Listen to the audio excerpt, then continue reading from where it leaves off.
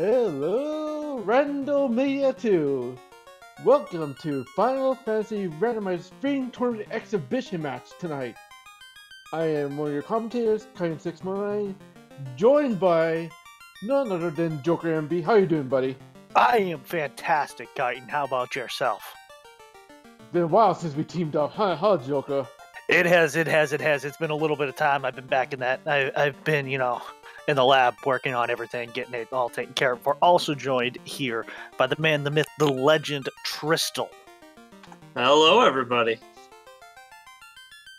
So what are you guys hoping for? We have a Final Fantasy Randomizer exhibition race where we are going to have a little bit different from what we've been seeing. We're not going to be having the alternative final boss, so we will be seeing a full Temple of Fiends revisited, as well as we're seeing, a couple flags here and there as we're going to be going through and talking about it. What are you guys hoping for as this race begins? I'll say mandatory mermaids, please, for Seashine. Yes, I am looking to see my girls. Yeah, looking at this flag set, there's going to be some very interesting routing taking place, I think. So hopefully we get some creative problem solving. Creative will be fun. Chat, what are you guys hoping for? Let's get a little bit fun up in there. Chat, what's some guesses? What is going to be the first key item that we see? Well, sorry to stop you there, Joker, but the race is about to begin in 3 seconds. 2, 1, there we go. Let's take a peek.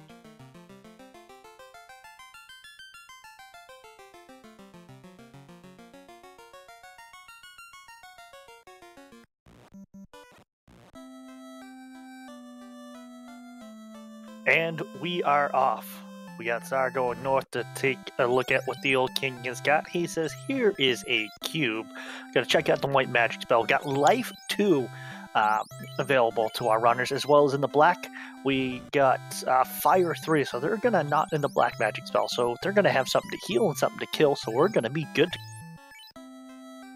So basically, we just got everything what we need for the white magic.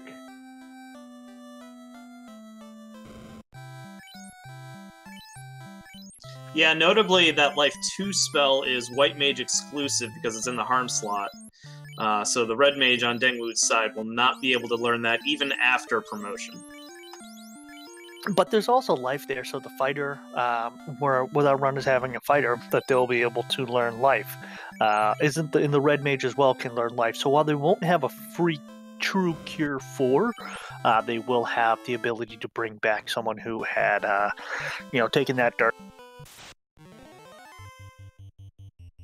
Well, speaking of Temple of Fiends, Ding was just in there. Let's see that first trainer chest, and it's 3k gold plus, so he's probably gonna. Oh, he's going straight. Dollar bills, y'all. Let's see what Garland has. Fire 3 should take him down. Boom, there we go. Bye-bye. We're gonna see Len the Cat check up top. Gonna see a Pro Cape, and as well as Pure. How is a cape like a shield? So they just wrap around. Don't underestimate the cape, because that thing has plenty of protection needed, and thanks, sir, for that chime as the reward. So the king has a cube, and the princess has a little, a triangle, a symbol, a chime. This is going to be interesting. So what we're going to have the bridge is there. We're going to be seeing what the next key item. Any guesses on this next one? I'm thinking it probably has to be either the boat or the canoe. The boat, I don't think we have it opened up of the inner sea. That won't open up as much, but with the boat, that will probably force the runners to go to marsh.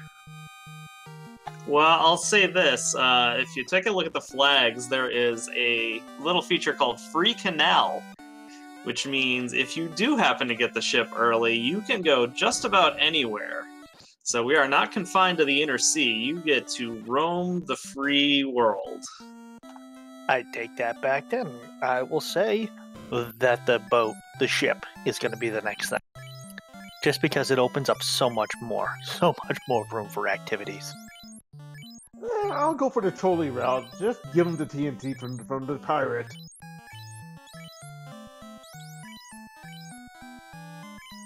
Yeah, We're seeing a little bit.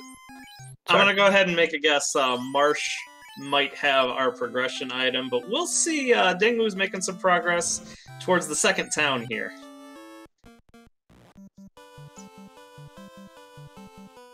And it just so happens to be Provoca. Seriously? Entroper. Gotta get on this guy. Come on. This is Randomizer. This isn't supposed to be fit. Come on, devs. Let's go. These pirates aren't taking any, they're not pulling any punches. They just whooped 2 of Dangwoo's fighters. But Fire 3 is going to take care of everything.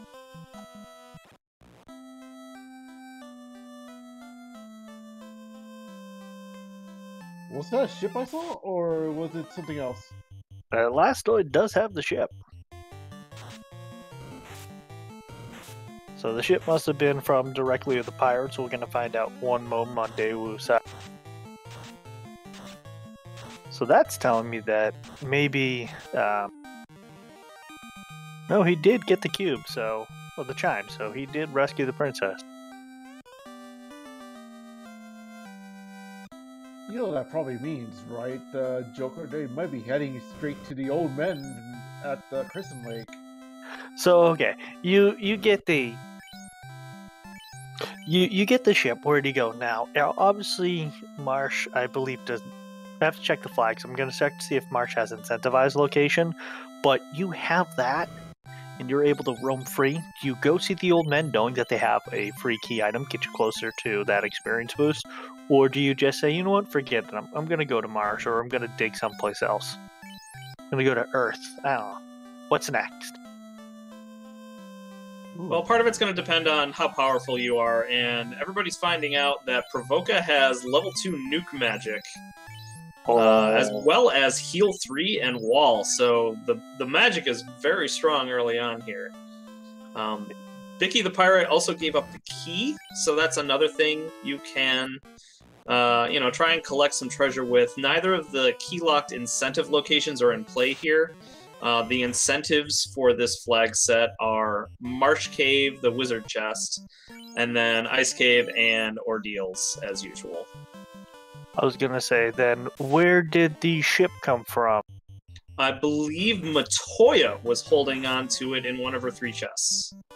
Oh, a free ship. That's telling us that it's not required for progression, so we're going to see something else more than likely open, if my logic is correct. If the ship is from the chest, which I see from Dangwoo's screen right now, that's potentially going to be game-breaking because you got plenty of unlocking to do with that key. Ooh, Elastoid got a little bit of money right over there, that 15,000. And no progression for Canary, but a bunch of characters, not too bad. I have a feeling our racers will not be hurting when it comes to money.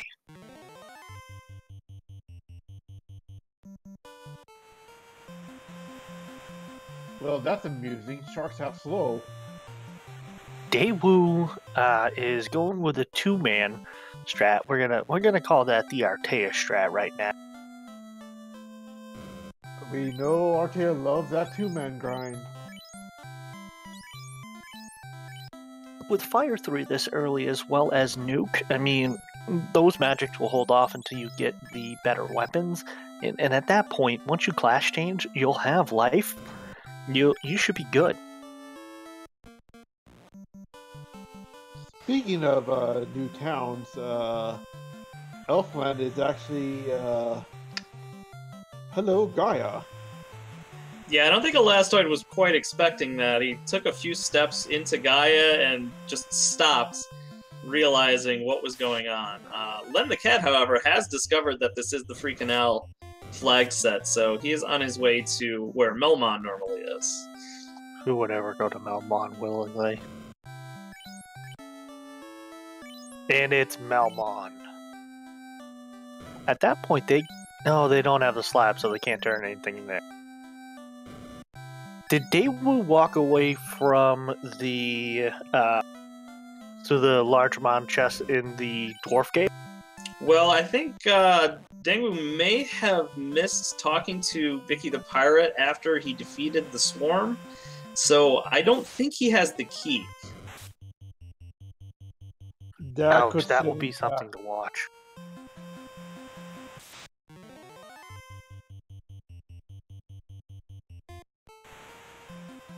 One thing to note in this Town Shuffle, Elastoid's also already discovered this, and if you've run Town Shuffle before, you probably already know this.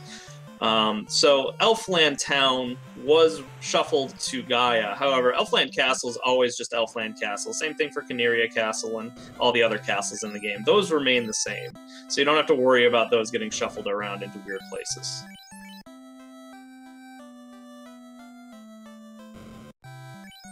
And there's no other entrance shuffle on. It's going to be, everything else will be vanilla to make this easier for our runners, and a little bit of a, we'll say, better way of doing this on my.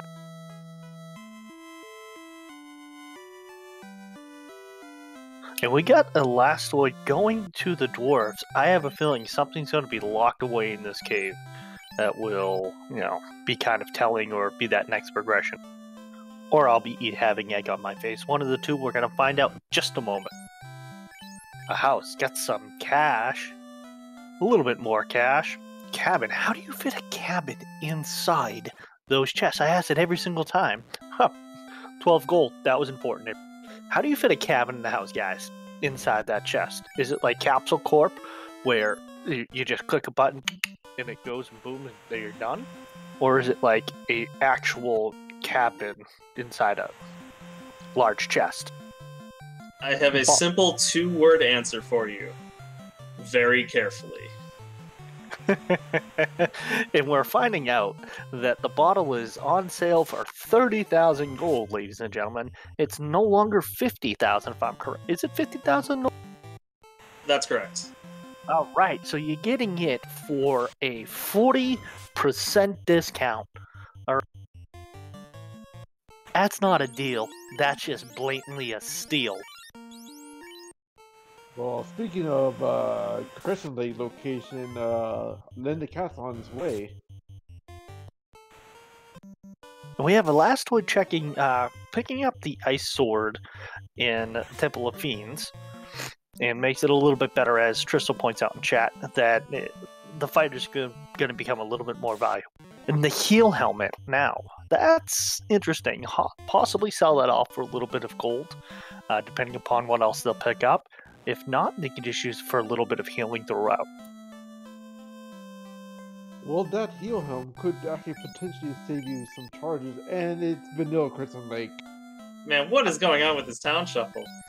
I want to on the other hand, fast and brack. On the other hand, I am extremely pleased. Look at our 4 runners right now. They are all in totally different parts of the world.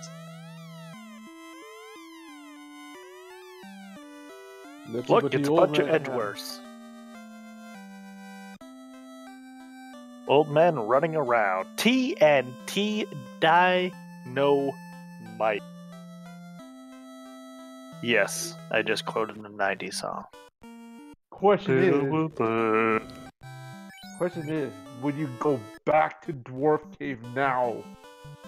You got to. It's a short trip. That's going to be potentially a progression item that's going to be happening. So you take that shot and you go from there. We got Dangwoo going into the atrocity called Marsh. A legendary ambush cave never fails me to amaze me.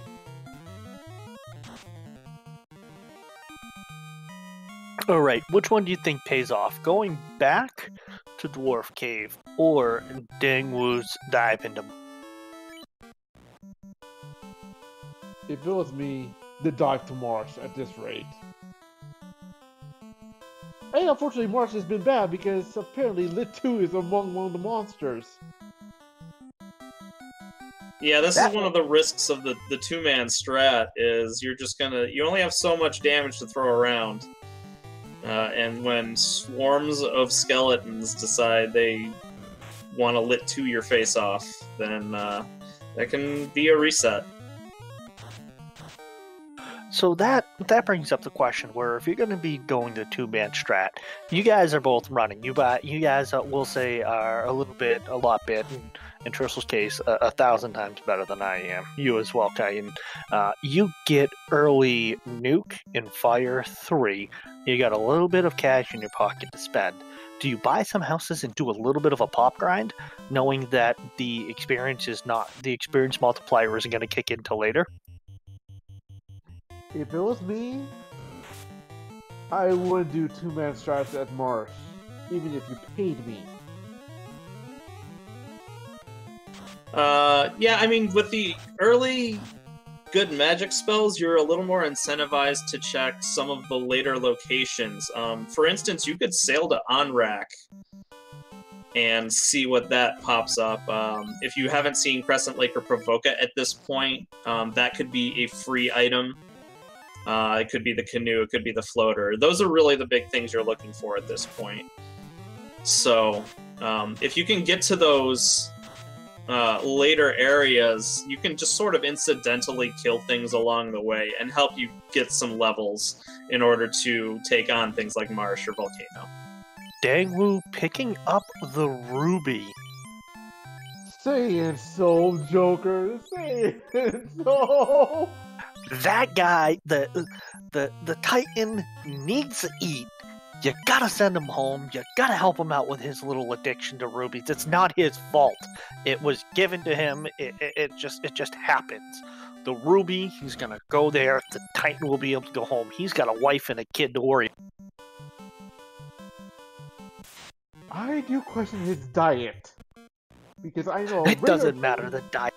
The ruby gives you 3 full days, and this is a scientific fact. The ruby will give you 3 full days of nutritionary value. Where's your evidence then, Joker? Where's the evidence? Look at him. He can spend all that time. He looks all big and beefy and bulky and muscular in his little Titan.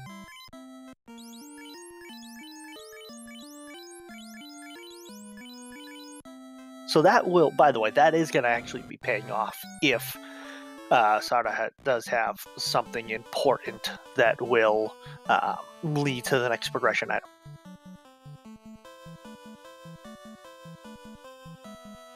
Yeah, so there's a lot of fetch quest stuff pending for us to learn. So Len's got TNT, I don't believe has been turned in. Dangwoo just found the ruby. That opens up Sarda.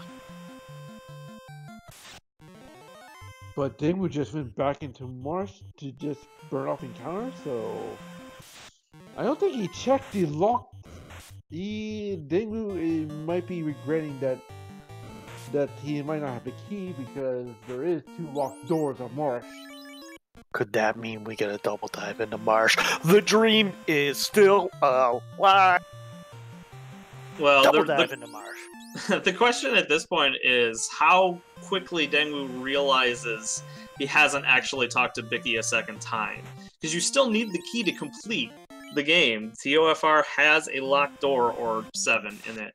So you do need the key to finish the game, and if he doesn't remember which plot item he failed to acquire, he's going to be in for a bad night. Well, speaking of pop grinding, Zar decided he's gonna grind to death right now.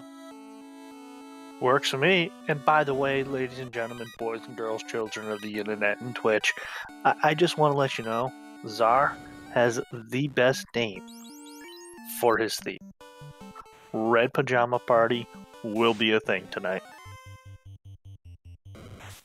Yeah, I just realized as a JK, I was like, oh boy, I think red pajamas is gonna be a thing then.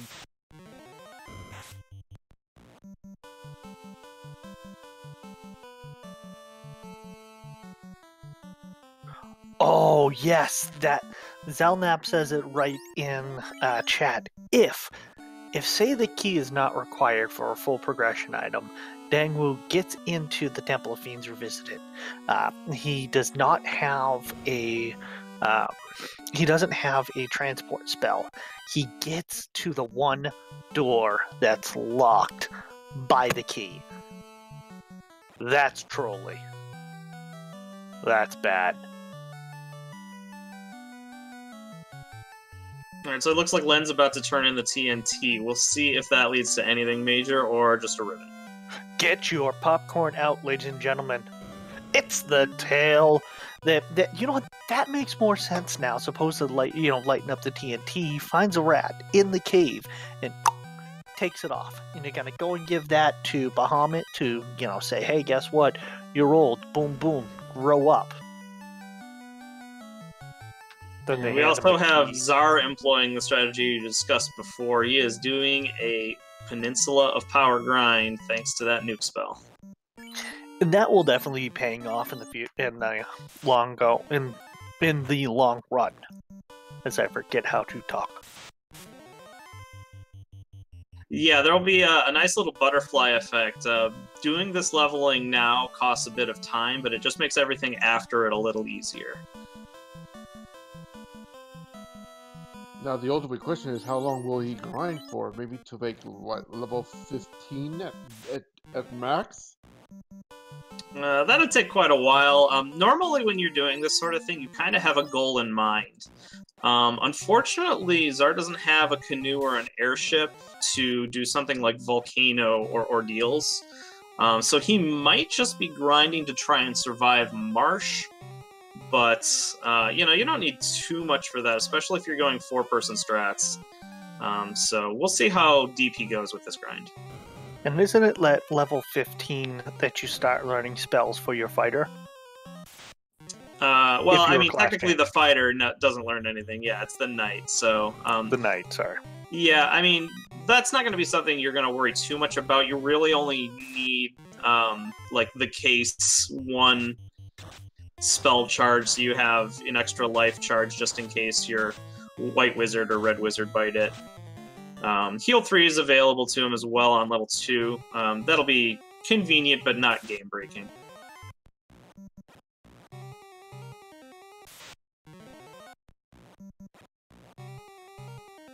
So at this point, we have each runner kind of going through. Well, we got Zar employing the leveling strategy we talked about. We have each runner kind of doubling back and going back to where one of the other one have gone. If you were seeing Elastoid leave Marsh, what's next? I would say he's probably going to feed that ruby to the Titan. I'd like to see that, and I don't know if Dangle was going there just yet.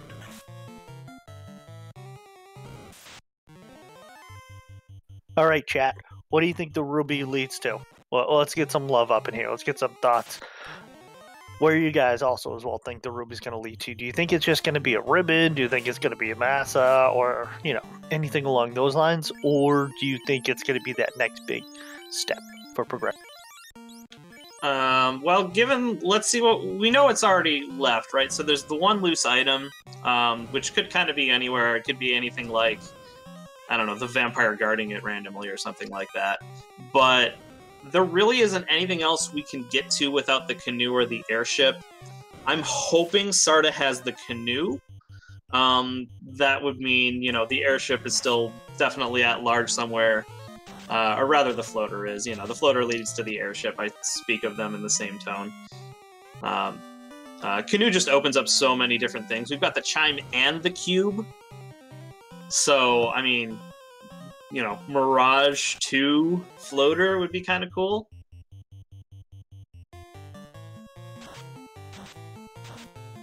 I would put my money on maybe...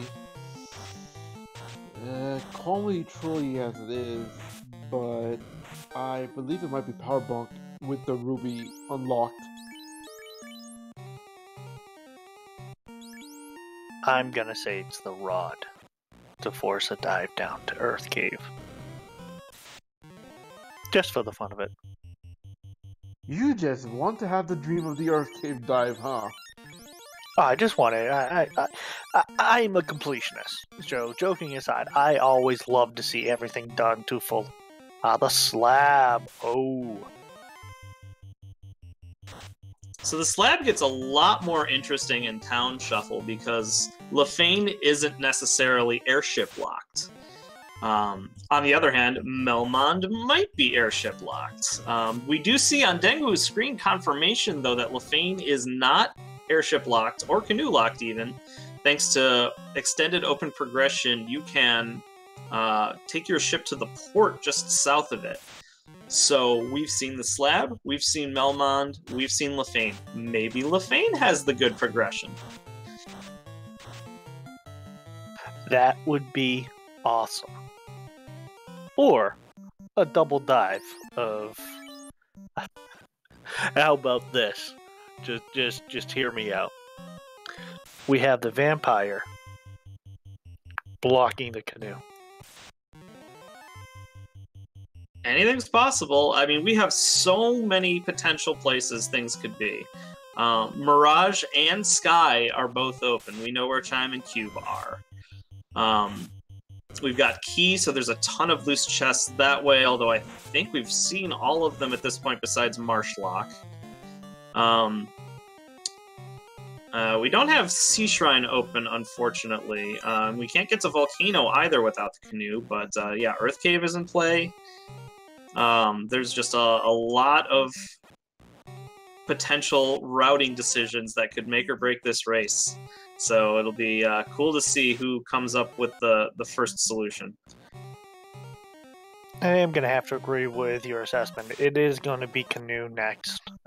We are going to have Ice Cave and Ordeals incentivized. We've already seen the Marsh. It's main NPCs and fetch quests, so it is probably going to be a slab to Lefane, to a canoe, to whatever else is going to be in Ordeals and Ice. Or it could be worse. Then Lefane could have the floater, then they have to go all the way to get to the desert to get the airship with the regular ship. Yes, with open progression, that will be happening because you do have a little dock there. We have the EXPs down on the Lastoid side. Let's see if we can throw a couple nukes and get a little bit of experience as well. They're beefy. They are beyond 300 HP, that's for sure. They might be at 400. Probably 400 a pop. Plus. But hey, that's a really good experience group to have right there. You're going to get 4 peds. You're going to boost you up a little bit. Look, you see 1244. Isn't that the amount that's essentially an I for the 4? Yeah, I think it's even a little more than that, so that's doing pretty good. Czar is checking the Marshlock chest because he did remember to get the key. So, hey, maybe we just get Canoe over here, and if it is, these are going to be some of the last chests anybody else is going to check. All right, popcorn guesses. Chat, what are you thinking? Randomania Party of 37, thank you very much. Your seat is going to be ready right down here to the You're watching Final Fantasy I Randomizer Exhibition Race. We're using the beta flags. And Czar gets paid by a ribbon. Hey, look, if putting a ribbon in your hair protects you from a lot of things, sign me up. If you're telling me it protects me against getting sick, instant death, those things around, let's go. Let's do it.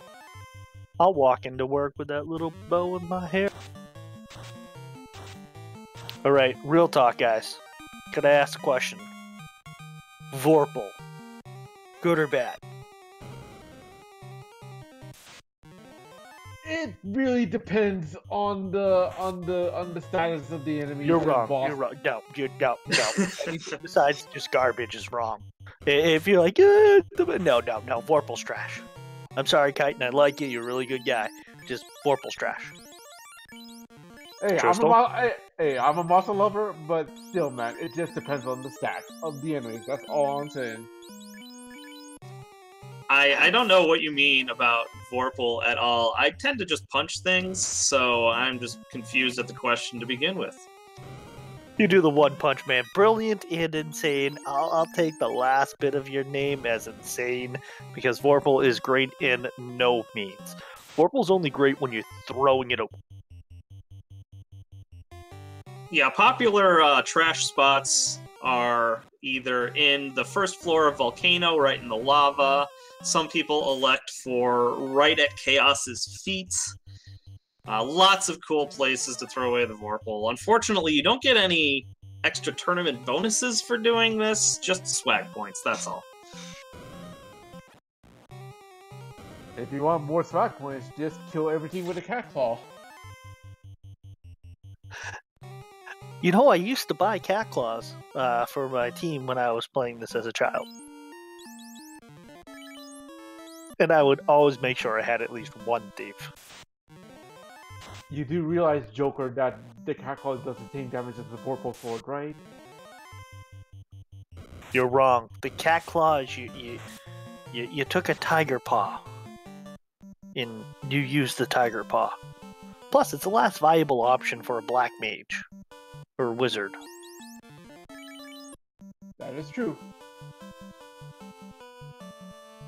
So I noticed that Dengwu is going back into Marsh. He still does not have the key, so did he reset without the ruby? That would be interesting. Or Dengwu is going to check and realize, oh snap, I did not. Oh, he probably reset without the ruby. And by the way, we do have pro rings for sale at 10,000 bucks, at 10,000 gold a pop, which would be something good to catch up with for our run. Yeah, I wonder if he reset the ruby away thinking that it was not going to be helpful in progression, because a lot of times you don't need the ruby for anything. But here it unlocks Sarda, and Sarda could very well have that progression item. You and I know that it does not have the canoe or the floater, but it is just one more possibility for Dengwu to explore. By the way, then the cat actually pick up the Oxyale, so Sea Shrine is open to him right now. So unfortunately, he has no floater yet, unless for some odd reason, I believe the only way he can access to The Adamant! Oh yes! What is the Adamant gonna lead to? This is so trolly. I'm sorry to cut you off, Kite, but this is just so much fun at this point. It has become a troll scene. Let's get some RNG hype up in. I'm calling Adamant leads to Herb. that would be the saddest thing I ever heard of in my life if that happens. Or Herb leads the crystal. Yeah, I was about to say, just wait until we got the super extended fetch quest going on. This is why, folks, you don't let Zara spin your seed. Everyone get your popcorn ready. I have a feeling this is going to be a fun ride. Oh, so what will happen is the Adamant will lead to Herb, which will lead to Crystal, which will lead to Crown. And Crown leads to Floater? And then it will lead to something completely different, like a dead end. And they'll dive Earth Cave from there, or it will lead to something entirely different, and it will dive Earth Cave, and boom, there's your canoe or float. Well, I've got a theory for you guys. So let's say we have this crazy fetch quest, and it does lead to the floater, but we still don't have the canoe. Consider the possibility that Waterfall might have the loot, and we have a loose canoe somewhere. Mermaids? Oh yeah, now you speak my language. By the way, the Adamant did lead to a Herb. Oh, this is so much fun! Hopefully the mermaid. And you know what? I would love that if the mermaids were guarding the canoe. No, I'll be more laughing if they're guarding the floater. Well, they actually can't. We have pigeonholed because there's only the two towns remaining that we haven't seen. The default locations of Gaia and Lefane. Both of those are airship locked. Oh yeah, that's right. My bad. And we haven't seen Onrak yet, and the other town we haven't seen is Elfland, so we don't have level 3 or level 4 magic either. Those are going to wait until we get the airship. Well, Joker, you're getting your predictions correct, because right now it's time to go to Northwest's castle. Come on, show me Crystal! Chat, can we get a little bit of hype about this right now? I mean, come on. Let's get the crystal up here. And let's have Matoya hiding something. How disturbing would it be if it were ribbon? No, it's not a ribbon. All right, we found the next exploration item. I mean, this is just great, though, in terms of just, you know, a quality race. You have so many things, so many hoops you have to jump through just to get the canoe. We don't even have the floater yet. This is just for the canoe. By the way, Lendicat is in Earth. What would you guys do if this held the floater? If the vampire was guarding the floater, that would be fun. But that means the last choice, die for naught then. Lizard, welcome to viewing this. You're definitely checking in at a great time. You're seeing the Final Fantasy I Randomizer. This is from our beta flag set. Also encourage you to join the Discord. We have a great welcome and warm community. Very open to everyone, friendly. We have a lot of people there that will help you run. As well as if you like randomizers or if you even just like old school RPGs, it's a great time. And just at least know when joining the community, you'll be better than at least one person. Myself. Make that two, Joker. Alright, so Elastoid got the canoe. It'll be interesting to see where he starts exploring. Ice and ordeals have just opened up to him, and those are very likely locations for good progression, aka the floater. But he hasn't gone to Crescent Lake yet. Oh, actually he has. I think he's actually going to make his way to Volcano first, just to get one of the orbs out of the way, a whole bunch of treasure, some good experience. It's possible he goes to Ice Cave first as well. And yeah, he's going straight to Ice. He's going to wait on Volcano probably until after he's already got the airship, so he's taking a bit of a risk here. Canoeing to the Ice Cave can take a little bit longer, and if the Ice Cave just has, you know, the loot or a ribbon or something as its incentive item, that's a lot of time lost. Plus, I don't believe he has the warp spell either, so he doesn't get to do the shortcut to get the incentive item quickly. But he is definitely, Elastoid is definitely using the save scrub to his advantage. So that's one good thing on his side. Taking down the 4 wizards with the nuke spell. So that will definitely pay off. And by the way, give our runners a follow. While they're doing this, they're having their fun, they're doing this for our entertainment, ladies and gentlemen. Remember, they're here for our entertainment. Tap that button, give them a follow. Well, speaking of earlier, Lendicat did dive to first for Earth Cave, which did mean nothing because there was nothing interesting for him, not even the key item either. Only a silver axe and some gold.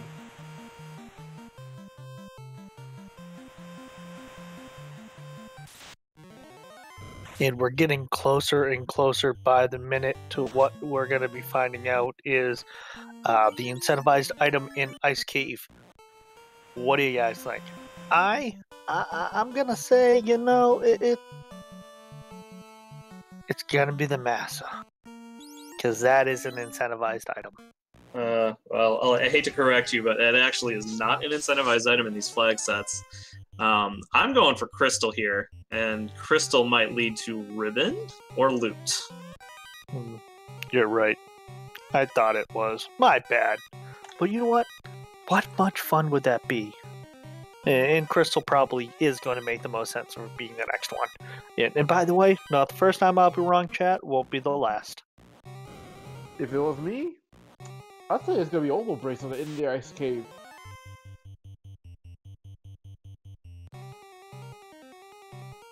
It looks like Dagmu's got a follow, so cheers up to the Dagmu's follower. Looks like he forgot the... Oh. Whoa.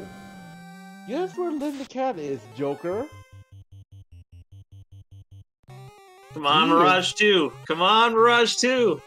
Less than greater than room.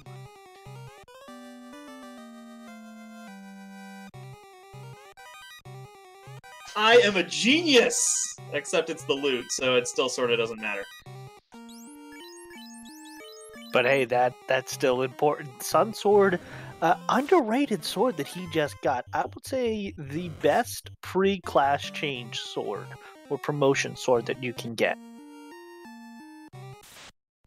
Unless you found somehow to find a cult called Masamune in Mirage like in the later floors.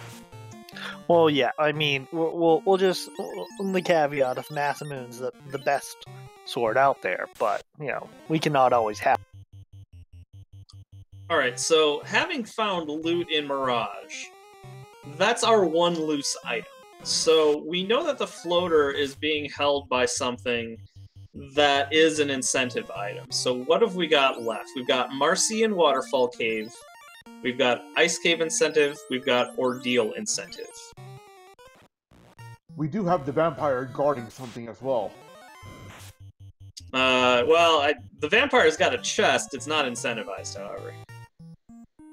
What I'm gonna say is Elastoid's dive into ice. Taking that advantage, that's gonna be, or taking that risk, that's where he's gonna find the floater. But I did see Elastoid pick up the Vorpal, so I'm sure he's gonna keep it. Sell it, sell it, sell it. Get rid of it. By the way, chat, I don't know if you know this, but Vorpal is going to give you bad RNG. If you, not only does a Vorpal not work as a good item, it gives you bad RNG, and it's an insta-death for the person who's holding it. And every time you take a step, it's a -1 HP. Len the Cat, unfortunately, discovered some very, very, very bad men. They punch very hard. And after 2 fights with them, it completely wiped his party. So he has just lost the loot again. But he knows where it is, so he can reclaim it when he's ready to take on Mirage.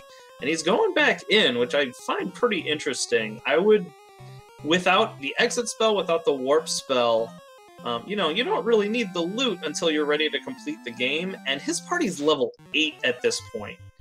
So, unless you somehow feel like you can take on Tiamat with the party he's got going, I would probably just wait to come back.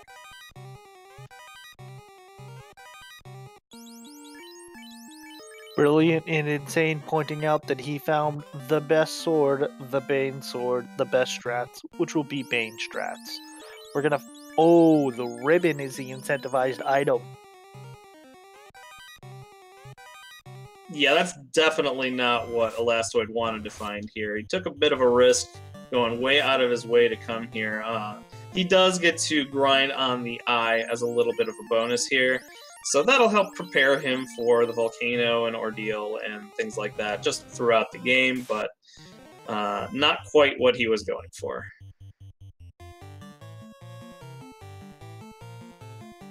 He is still going to keep it, however. Again, he doesn't have the exit spell, so he doesn't just get it for free and get to leave. He does have to take a few minutes just to walk out with it. So obviously he's decided that's worth it instead of just resetting and walking onward to Volcano. So now we have ice down. Left is Ordeals and Waterfall. Which one has which? We're missing the floater and essentially Rod, if I'm correct. Yeah, that sounds right. I mean, it's just poetic justice if Waterfall does indeed have the floater. I mean, what a great fetch quest. What an awesome sequence of events just to try and complete the game. Oh, sorry, and Crystal. Crystal is that last one.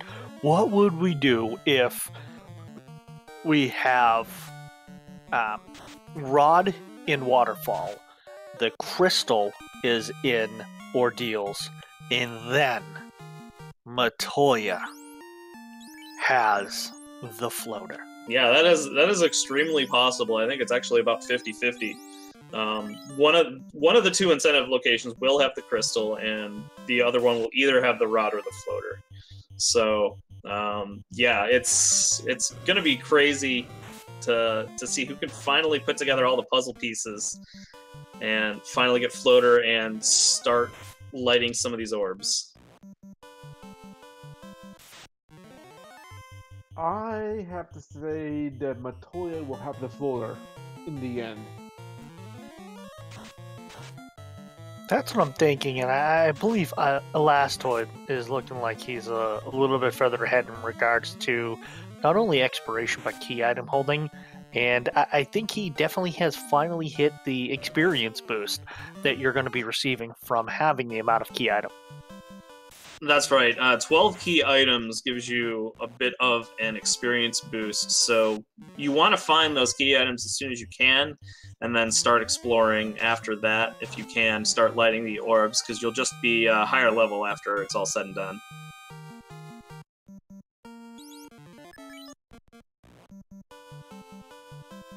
You know what? I'm wondering if Dangwoo's gonna dive to the vampire, see what the vampire is guarding. Well, it's not looking like Earth Cave is too nasty. So if Elastoid is or Dangwoo are going to go that deep, it kind of makes sense. Where Lich is notoriously one of the easier of the fiends to face. So I would definitely try to avoid carry in this space until they get a couple more levels. Definitely until we know what's going on. Avoid cracking her 8 arms at this time. When we do have Elastoid going to the Castle of Ordeals, get ready. He's talking to the old man, sending him home as well. Elastoid, you are doing the work of angels. You are sending all the random people home to go see their family, because not everyone does that.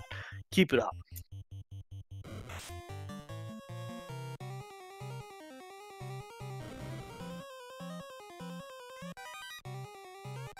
Was there like 9 to 10 chests in Ordeals?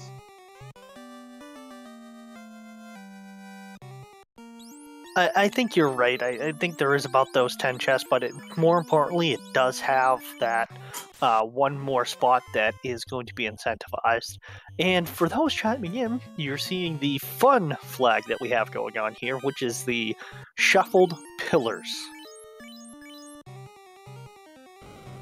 Yeah, and keep in mind too, because we haven't seen Elfland or Onrak, we don't have access to Warp or Exit yet. Warp is a huge help in Castle Ordeal. Warp will allow you to basically undo one of the pillar teleports. So if it puts you somewhere way back where you don't want to be, you cast Warp and you just try the other pillar.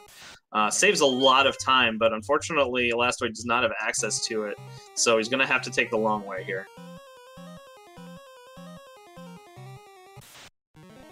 Now, the nice thing that the dev team from Final Fantasy Randomizer have done is gotten rid of the potential soft lock, if I'm correct, from going through too many pillars. Yes, they did. They actually removed that because in vanilla, if you went too many sequences in the warpage with Ordeals in vanilla, you will soft lock and you'll be forced to reset the game, unfortunately, from that point.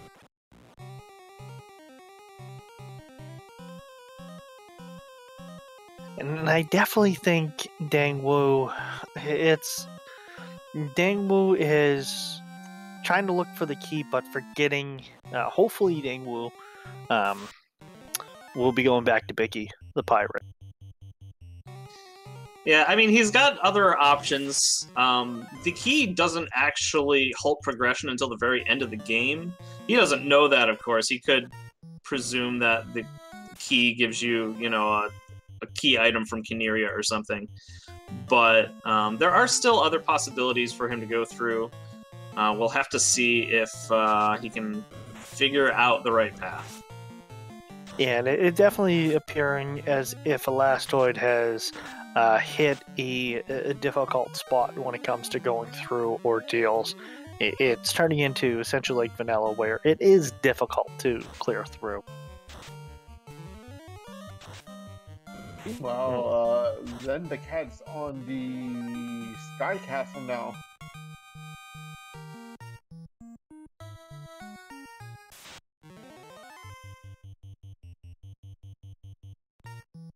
Oh, man cats. Not being nice. What did the man cats have?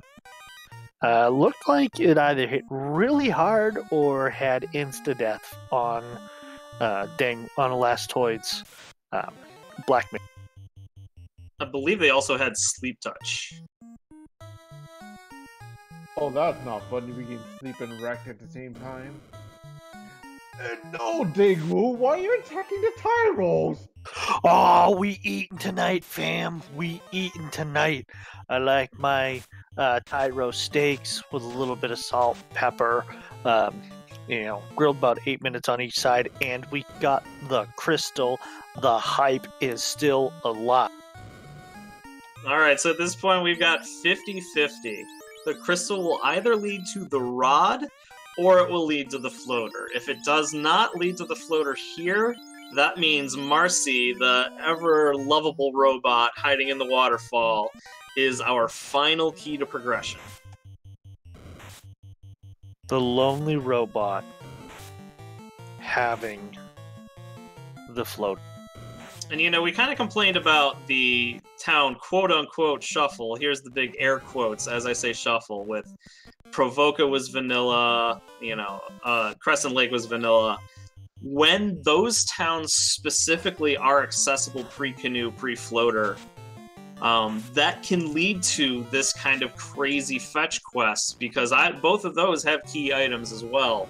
If instead those are locked in, Gaia's town location or Lefane that require the airship, they're usually not going to have meaningful progression items. They'll be the loot, or, possibly Oxyale or Chimer Cube or something like that.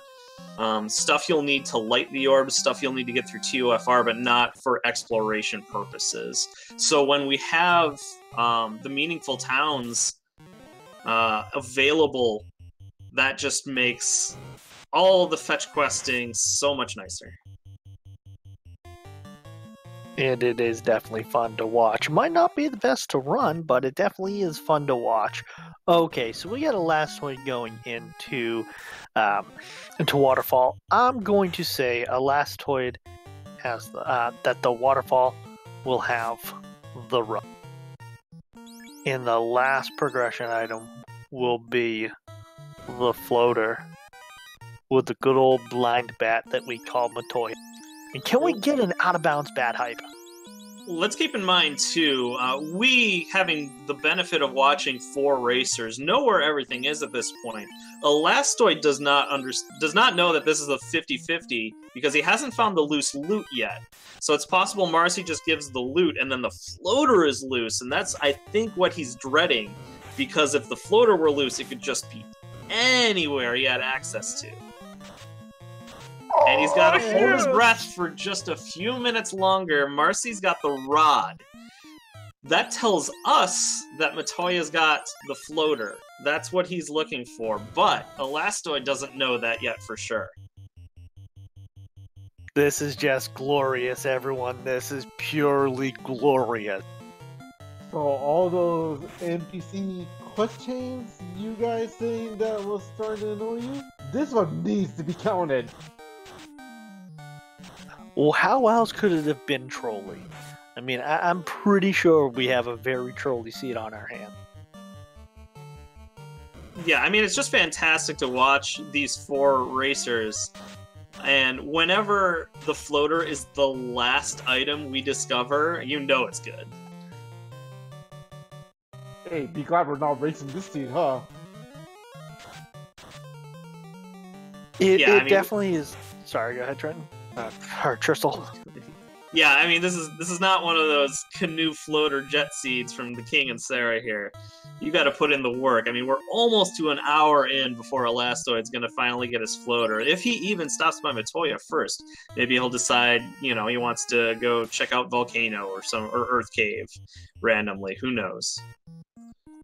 And just from my own recollection, the loot was loose where? It was in Mirage 2. Sorry, yes. Just remember that as we were talking, like, oh, wait. He is close to Mirage. No, Mirage is still a little bit away. He's probably split difference between where Mirage and Matoya are. So let's see where Elastoid goes now. Will Elastoid go pick up the floater that we know is where it is? or will Lastoid be going to dive into Mirage? So he's not taking the shortcut to Matoya. You can actually park at the mouth of the river just south of her cave. He might be taking the long way through the inner sea to get to her, or might just be heading to Earth Cave or something. He doesn't look like he's even decided where he's going. It's looking like he's going towards where Millman is, actually. So he's probably diving to the Earth Cave now since he has the rod.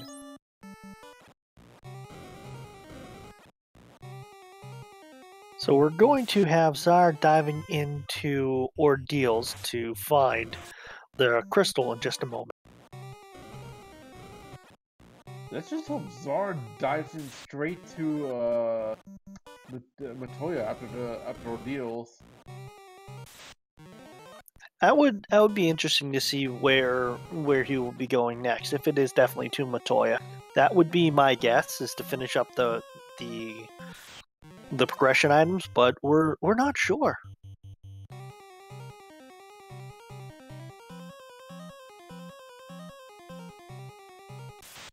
Lord Fizzlebeat, yes, it is. It is Town Shuffle, but not Entrance Shuffle. There are a couple vanilla locations for the towns, which will still lead to a little bit of.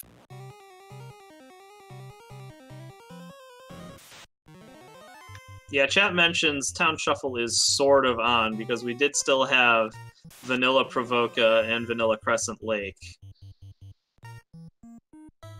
Caneria in Town Shuffle flags is still guaranteed to be vanilla. So, you can still get your level 1 magic and have a nice, safe start. You wouldn't want to just have Lefane be in the Caneria location and you couldn't do anything to kill Garland or progress. So we do give you that little mercy. Mercies for the weak. Oh, we got a Lastoid going to Volcano, it appears. I'm actually agreeing with Zar because he's doing a little grinding on them zombie Ds. It's not too bad since he has Fire 3 and Nuke. Now, while Elastoid's stream was lagging out a bit, it appears he did pick up the floater at Matoya, so he will be the first to pick up the airship at about the 55-minute mark.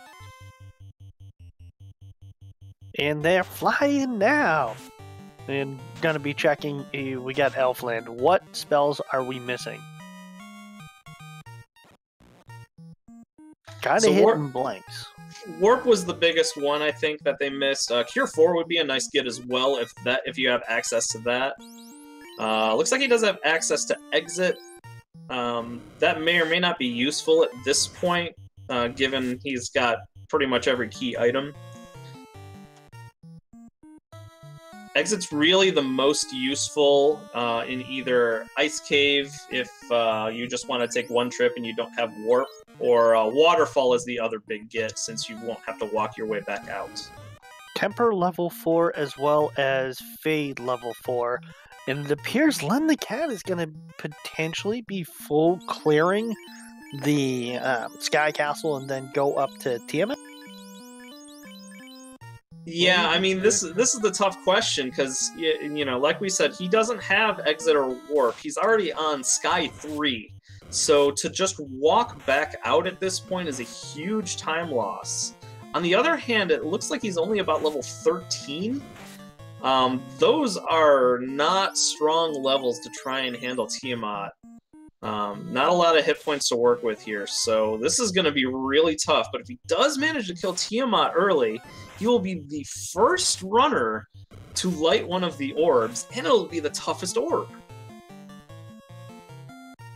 And Dangu taking a dirt nap with everyone, but at least getting the information that not all the chests in the floating castle are going to be beneficial to his. So Elastoid finishes his shopping in Elfland, and he was about to try and head to the last remaining town, which is Onrak, but is now taking a slight detour to Bahamut to go promote his party first. Smart move. Start to get the spell cast for his fighter. Well, let's see what's in the Sky Castle instead of it is just peace and gold.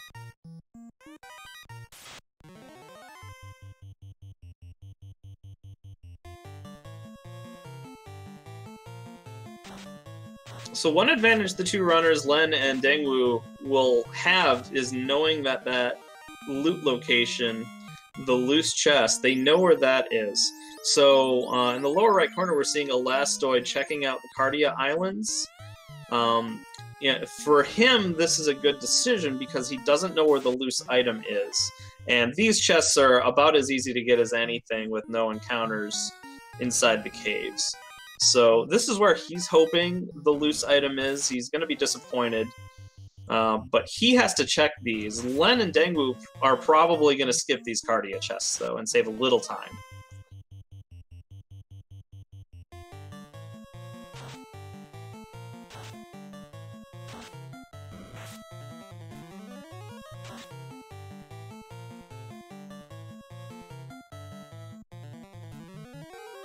Deng, unfortunately, taking another wipe in Mirage. These two-man strats are really not working out for him. This early Mirage skydive.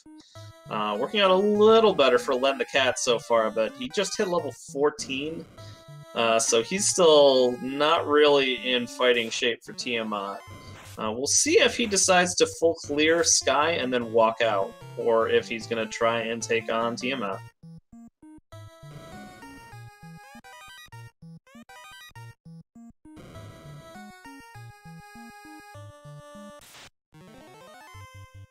There also could be a problem at Sky Castle as well, on the Bridge of Destiny itself. Warmech's vanilla for this seed. Yeah, no more of this roaming Warmech on the 4th floor that nobody ever fights. We gotta get back to... This is a horror movie on the Bridge of Destiny. You are holding your breath, you never know who's gonna show up.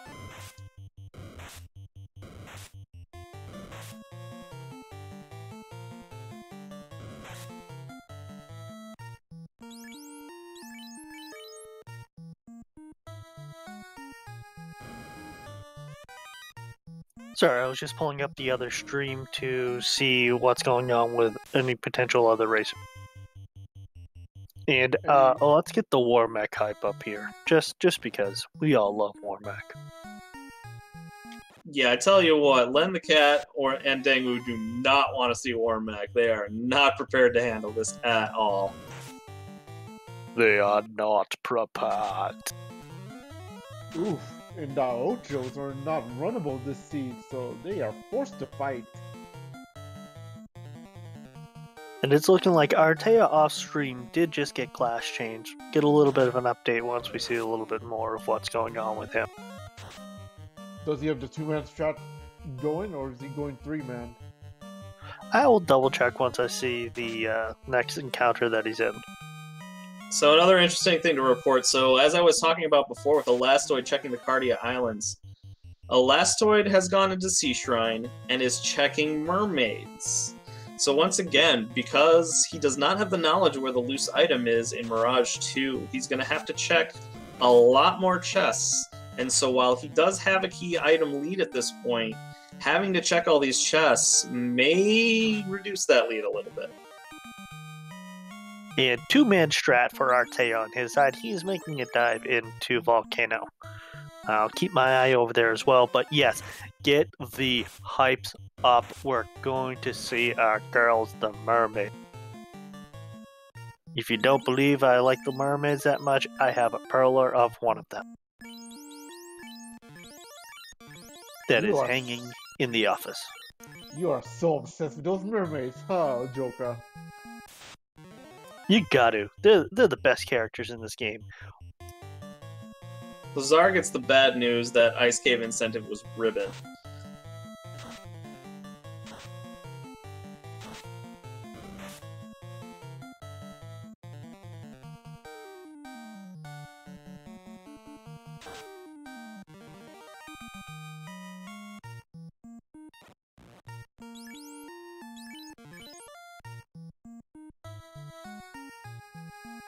Bridge of Destiny time for Lynn, so get Hold ready for Warback.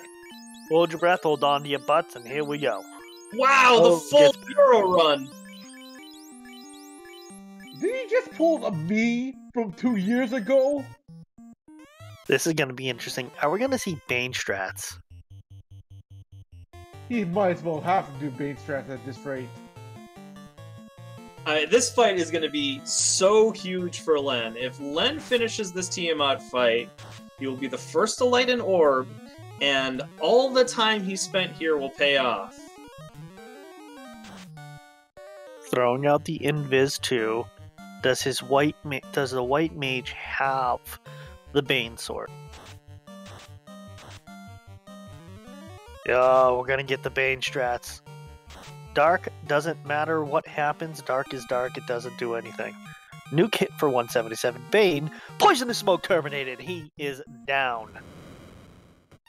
This is huge for Lynn. He's lighting the orb at 1 hour and 3 minutes. Oh boy. Here we go.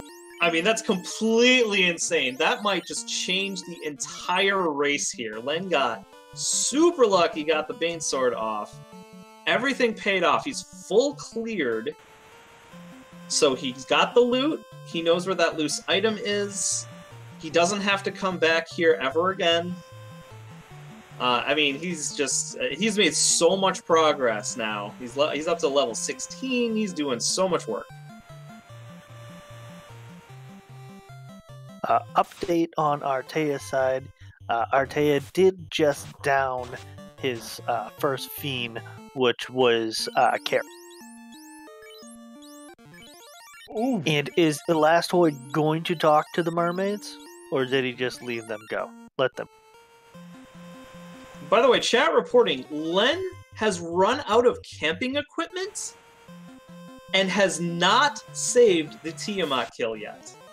Oh no. I bet you he's trying to get to Cornelia right now, ASAP. He's also run out of healing. The Red Sahagins have Blizzard.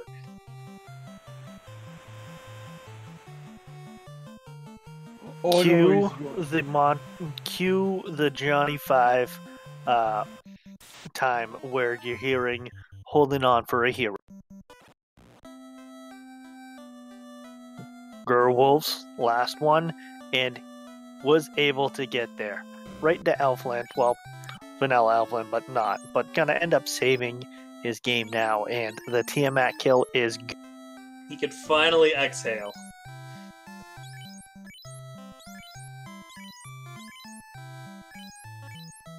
Oh, he's gonna get them pro rings for everyone. well, smart move. If you got the money, spend it. Get the pro rings for everyone. Go from there.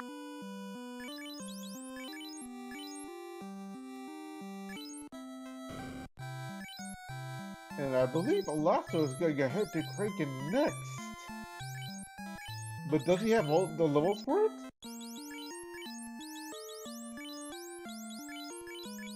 I would say, yeah, with what he has equipped, probably fine. And, if you can get either Tiamat or Kraken out of the way early on, all the better, because then you don't have to go there again. Luckily, he has half it cleared out, so know what's going to come up next. As well as Sar finding the Excalibur in Volcano, which will lead to once Sar does decide to do a class change, makes it a little bit easier for him and gives him one of the better weapons as well. I'll dare say the second best weapon.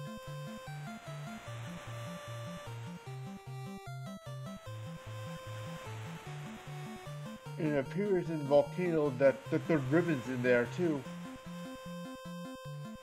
Yep, the third ribbon is hiding there. So we got basically 4 runners, all in 4 different areas. And this is just turning out to be a fantastic showcase. By the way, as we're having them kind of backtrack over each other, chat, give our runners a follow. They're doing this for our entertainment. They're doing this out of the goodness of their hearts. It's a fun time, as well as if you're new to the community or just stopping in to watch this race, please join the Final Fantasy I Randomizer community. We are warm and welcoming, and we always like growing it and helping others get to play the game, get to know the game a little bit more.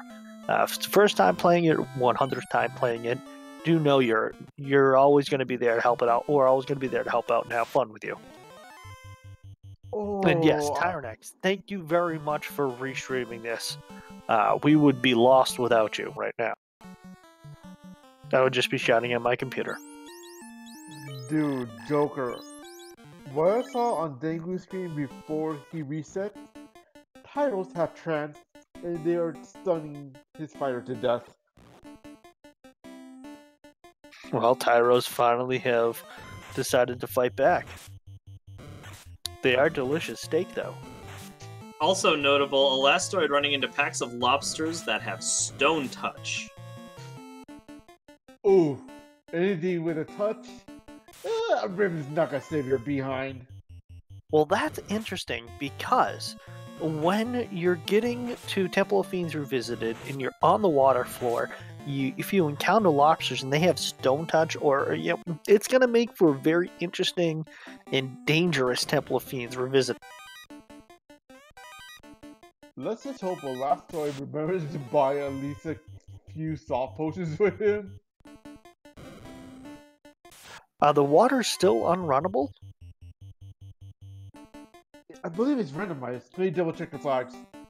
No, it is, but at this point, if they were coded by happen chance to be unrunnable, that would be very interesting still. Elastoid running into a 7-pack of lobsters, they are unrunnable as well. So Stone Touch Wipe possibly in play here. You know what that means, Joker. The water floor is not gonna be great in Topher.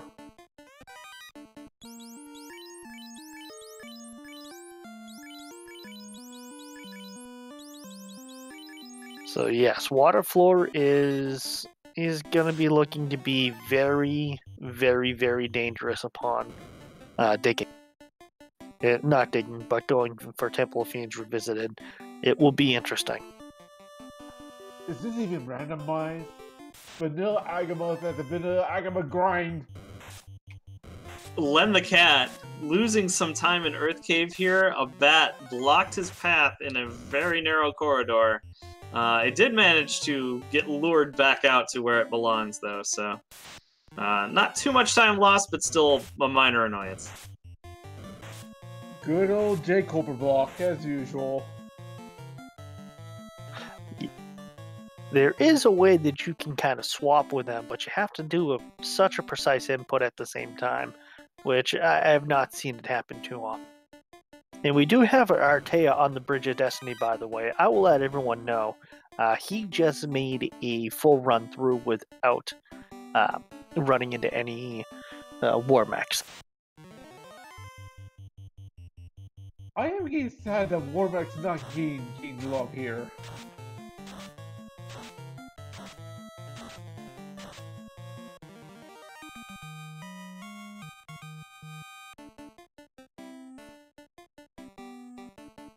Well, Dangwu using a very uncommonly used port here.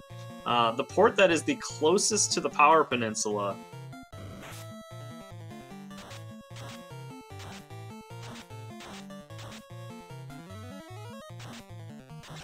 Now I'm curious what Dangwu's plan is now. So Dangwu's going back to Mirage here. Obviously, he did not kill Tiamat. I want to give a quick little recap here for maybe people who have joined partway through or, are just finding it too tough to watch 4 streams at once. Just put all 4 of your eyeballs on them. It's easy. So, notable things. Len the Cat is the first runner and still, I believe, the only runner to lit any of the orbs. Oh, nope. As Zar kills Carrie, of course. But Len defeats Tiamat with the Bane Sword. To complete that. Also finding the loose loot inside Mirage.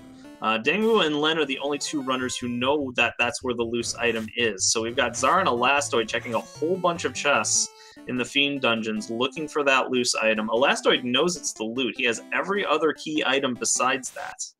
Dangwoo, unfortunately, is a little behind because he forgot to talk to Vicky the pirate the second time to obtain the key. The key does not block progression until Temple of Fiends Revisited, but he will still need that to complete the game.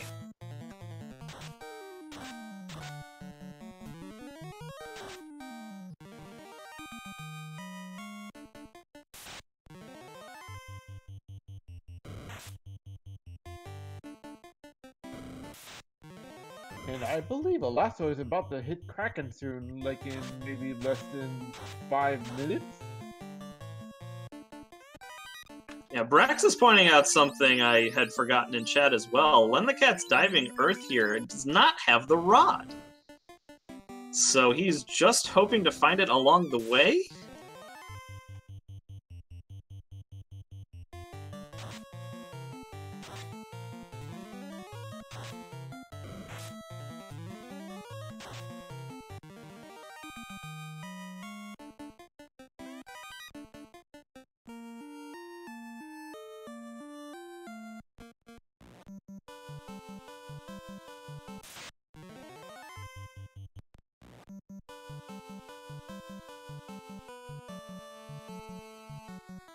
Rod was where? Waterfall, right?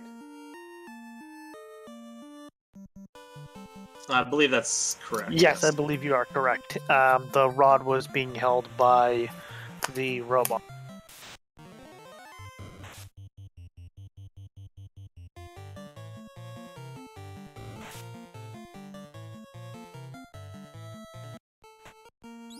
Question in chat, where was Canoe?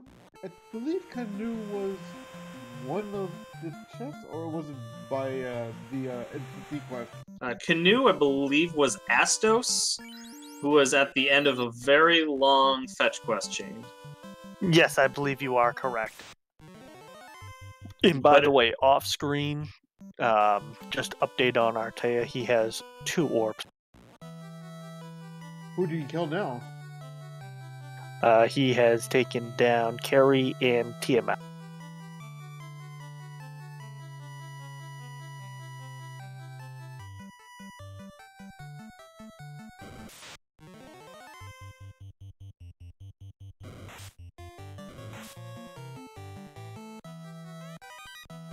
Yes, as Brilliant is pointing out, it was a very interesting race to get to the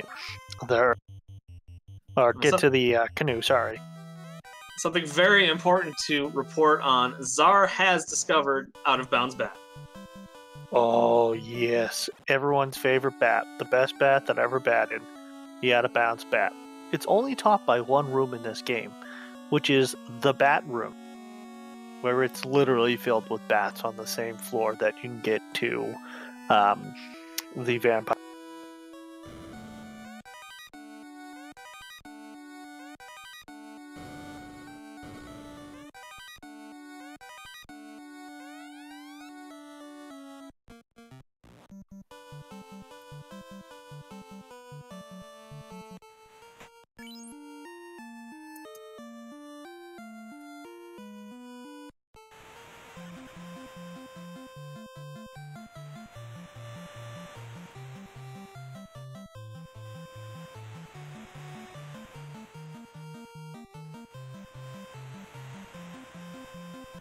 Wait a minute, Len didn't get to Florida yet, right? No, Len doesn't have the crystal yet.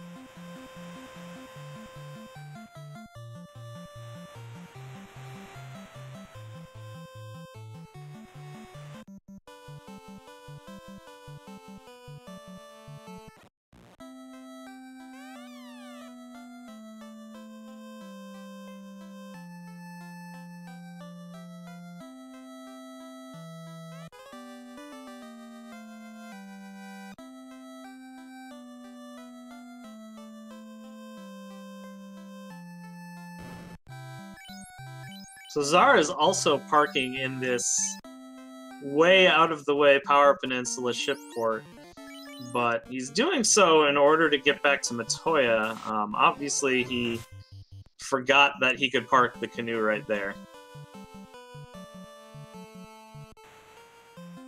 But here he goes. He's finally got the floater. Probably Zara's very on tilt right now. He's way behind.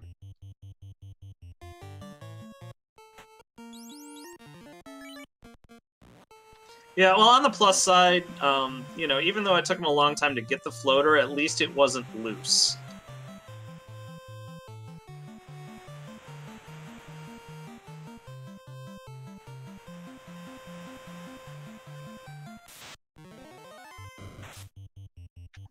Meanwhile, Dengwu is making his way through Sky. We'll see if he's going to have the same luck as Len did in defeating Tiamat. I think he's got a few more levels now, especially with those two-man strats, but those two-man strats can still make it pretty tough. Tiamat, if I recall correctly, just whooped the lead character in Len's party right off the bat. So he has to hope to dodge that, hope that Tiamat does things like cast Dark and waste turns.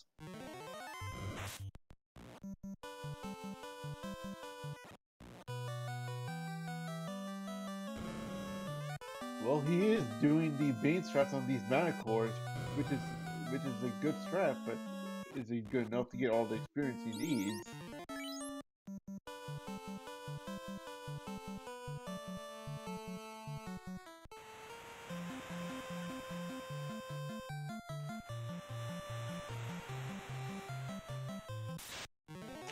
Well, he's finally made it to level 15. He's still pretty dependent on a Bane Sword hit to defeat Tiamat at this point, I think.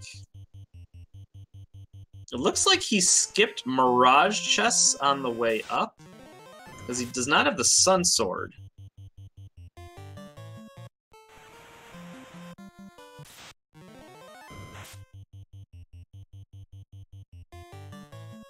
Probably he's gonna try to bank it on it to find Masa, but it's not even incentivized, so Masa could not be anywhere. That's a big possibility as well. The last time I find the Excalibur, finally getting rid of the trash sword called the Vorpal. Well, no longer having it on his fighter.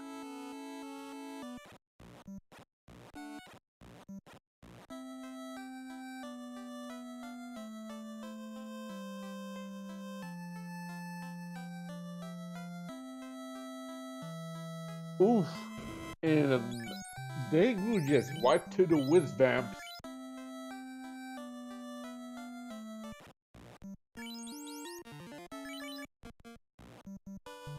Sar going for the promotion, which is nice, as well as looks like Elastoid is going to get, as probably mentioned already, that second orb lit.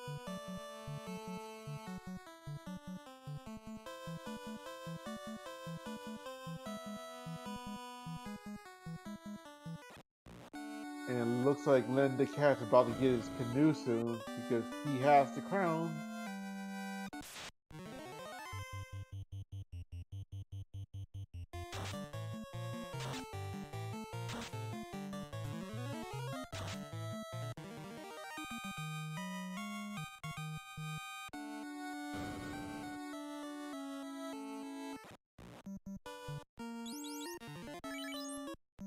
The crown will at least... The crown will at least lead him to, I believe, the canoe at the end of it, if we were correct. But we're still a little bit of ways. It looks like the Elastoid is getting closer and closer to lighting that second orb, and now that Sar has officially changed, got the best party, the Red Pajama Party. He's going to be able to go through and probably start seeing him clear up some orbs. And off screen, just in one more update, Artea did just light his third orb. Let me guess, Lich? It was not Lich, it was actually Carry. So wait a minute, so he has wiped out Tiamat, Kraken, and now Carrie? Yes, I believe he only has Lich left, which will be interesting to see what happens now.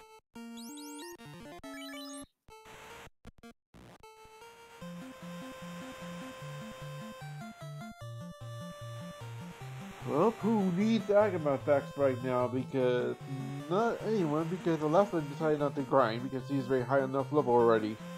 Yeah, and it looks like Zara's grind earlier will end up paying off for him, which will be nice.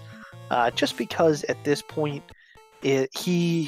when Zara will be going through and reaching and fighting the progressed enemies, he's not going to, he probably won't struggle as much as say others who have not done that pop grind.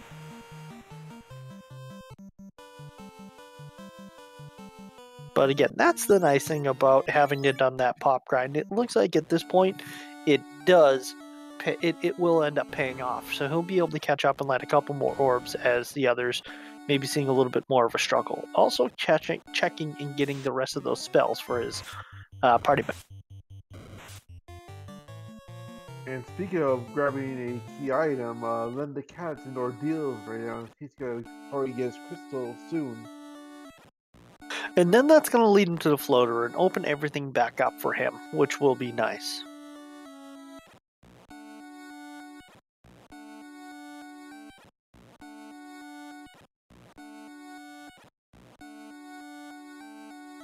So this is just a drum up hype mages. This will be more... it is a flag set that they're kind of running through. This is from the beta site, so this is not from the final site. And for those who want to know when will those tournament flags supposed to be revealed, well, after the 4 on-screen race, we will go straight to Crystal. If I'm not mistaken, Crystal, you're gonna be reviewing those flags? Yeah, there will be a special presentation after this race, and let me tell you, it's gonna be pretty hype. You say hype, I just want Trolly. That's all I hope for. Can you promise me about a little hint of trolliness? No, we're just the friendliest, warm hug community here. There absolutely no trolling whatsoever. Well, I agree with friendly and warm. Trolly, have you seen this seed? Let's just take it. It was fetch quest after fetch quest after fetch quest to get down to the end of it. But Joker, one of the races did spin the seed. Oh, Sar did spin the seed. Yes, remember that one. Yeah, so for those who are not in the know for this, Zar has been known for spinning seeds that are absolutely trolling for the past 2 years, if I'm not Joker? Oh yeah, Zar is known for spinning the seeds that will make people typically rip their hair out and just wonder what in the heck is going on. Nits, no spoilers, please. Please just private message me the spoilers if you don't mind. Nits, this is just for you. No one else can hear this. No one else on Randomizer. I heard it. I heard it. Just send me the spoilers. It's okay. Well, I'll mention this. Those who have been paying attention on the Discord know at least one of the flags. So do I, because I played the challenge flag last week. I don't know what the challenge flags have to do with anything. It did preview something that I was very happy with. That could be a feature soon.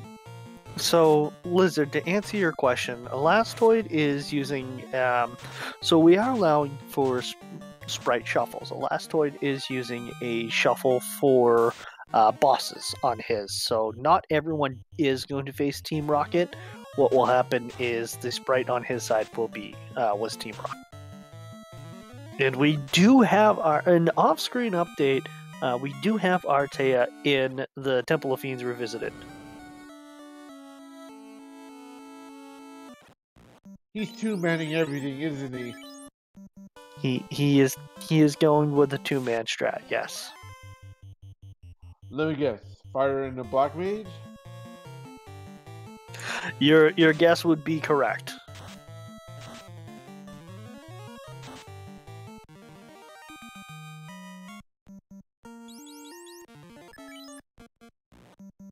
But that being said, looks like we're going to have Elastoid getting his third orb lit, and as well as looks like we have the third orb being lit on Elastoid's side, and Zar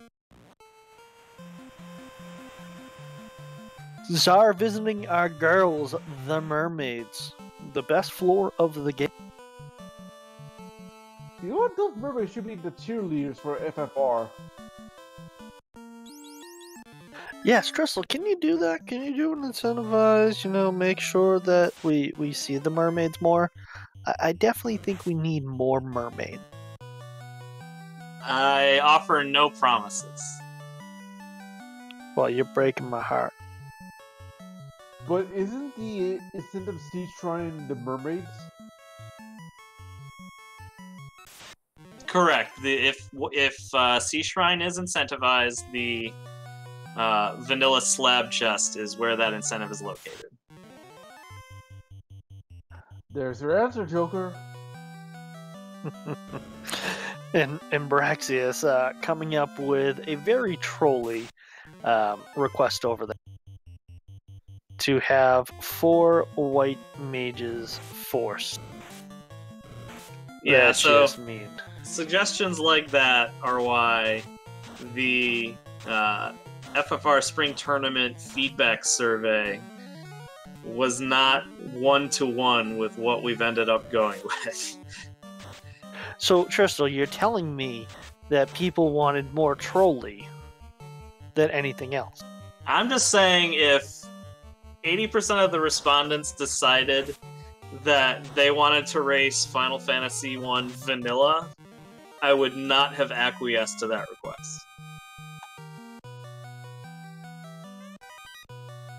And Braxis, why do you have to bring up 4 white mages after what I suffered for 5 hours?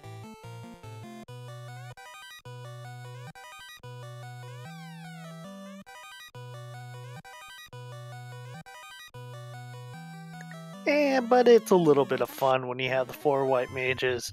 Now, it's not as much fun as I do remember there was one mythical creature in the Final Fantasy I randomizer community who ran not only a thief, 4 thieves, but did solo thief. Oh, you did not see last year's Spring Tournament, didn't you, Joker? Oh no, I remember with Will Bloodworth doing that. Oh no, he did something more interesting. Since me and him were the last 2 to fill in the slots for the last year's tournament for the bonus finale, he actually ran solo white mage. Since all of us were forced to have 4 white mages on board. Ho ho ho! That's just crazy. And yes, Tristle pointing out that it was just to Lich that the white mage only party with, except for the final year. Speaking of which, I believe was a folklore. It was forced to be full because it was the bonus stream. Everyone voted for the white mage for the last Spring Tournament finale.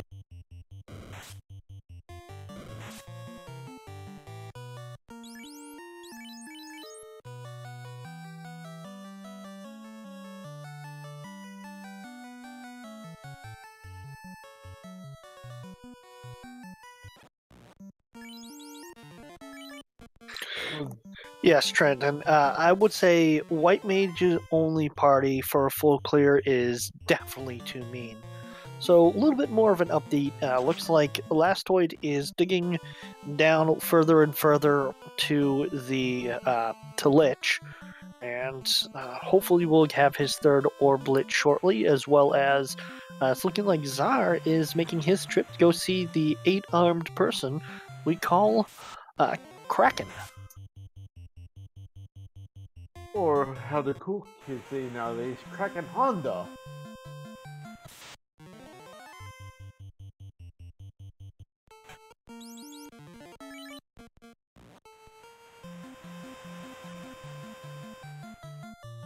Yeah, see, here's why I have this problem with the sprite change here for Piston Honda. When we talk about Kraken Honda, we're not talking about Piston Honda, we're talking about E Honda, the 100-hand slap. Come on now. Exactly. This is not like what he's because that was meant to be. It has to be. It has to be Honda. Who else can do a 100-hand slap with 8 arms?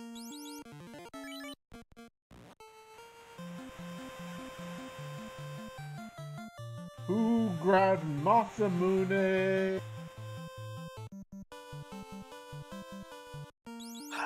Sar going in with the Bonk Gauntlet on his fighter, and we're gonna see where that leads. It's looking like Kraken is hittable, and not too crazy. Also casting Temper, luckily survives another hit from Kraken, as well as we're getting the Invis 2 being casted, and throwing out a heal 3 to hopefully get everyone back up.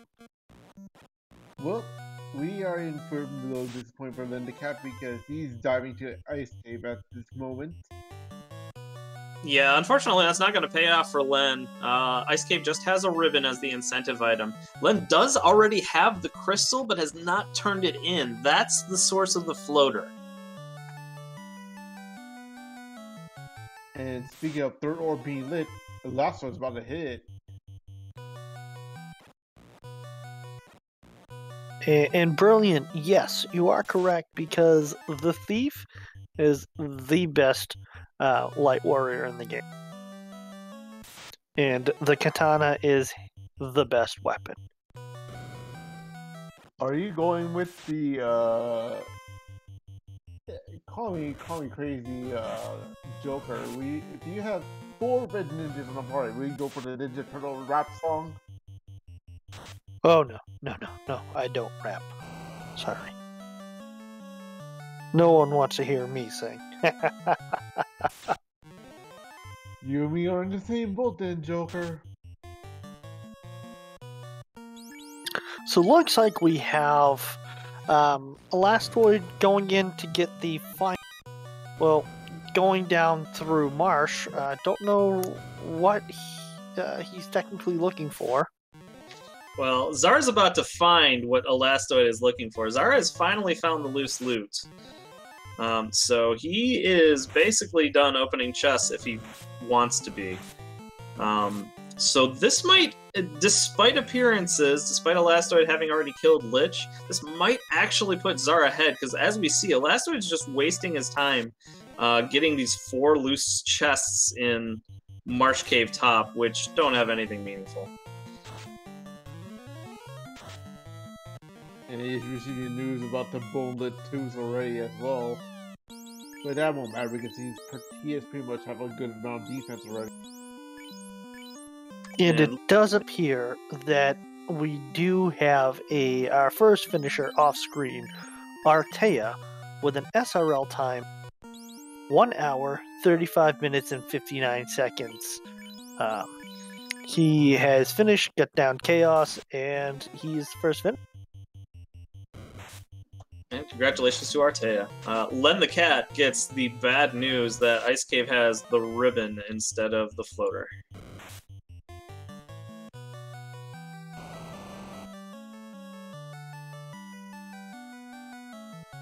Oh, I think I know what Lasso is doing. He's gonna dive in for maybe the lock chest.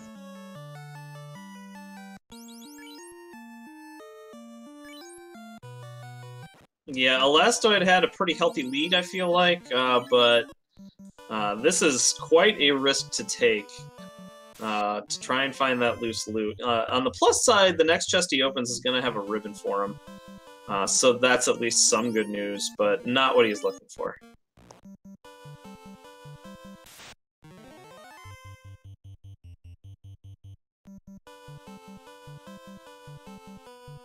And it looks like Dengwu has finally left the Mirage area. Dengwu is still going to be hamstrung by not having talked to Bicky the Pirate for the key. So we'll see if he ends up eventually figuring it out, or if he'll just have to forfeit at the end in desperation.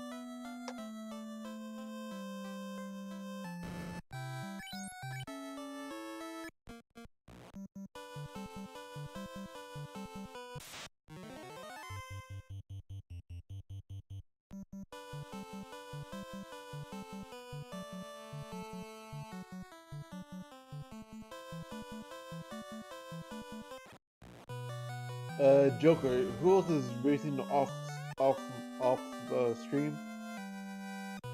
So I know that Artea, and there is one more if I'm correct.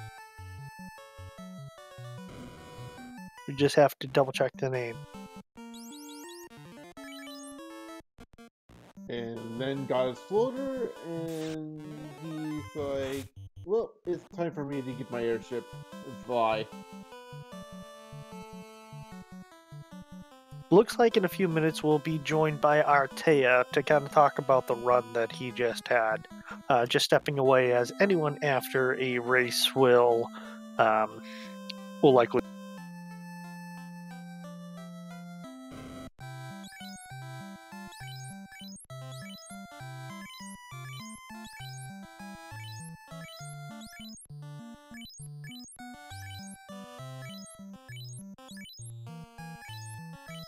Meanwhile, Zora's after Tiamat. I wonder if he's going to use the base or if he's going to go brute force.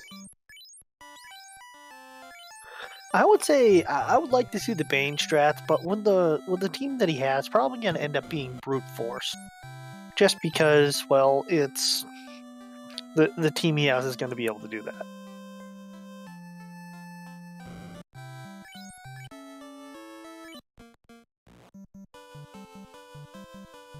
And the Blastoise about to find out what he's been looking for all along.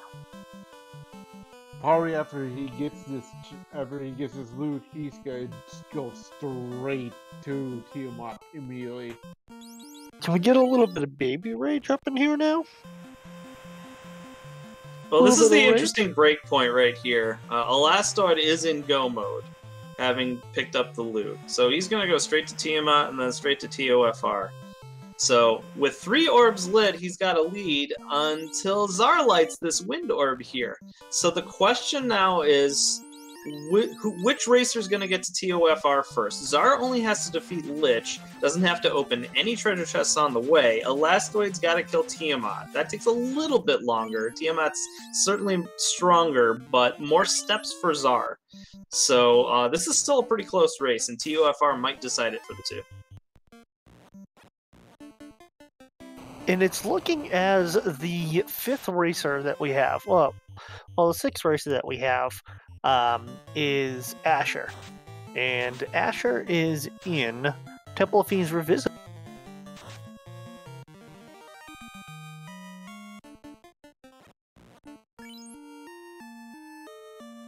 So we'll be keeping our eye on that stream as we're going along.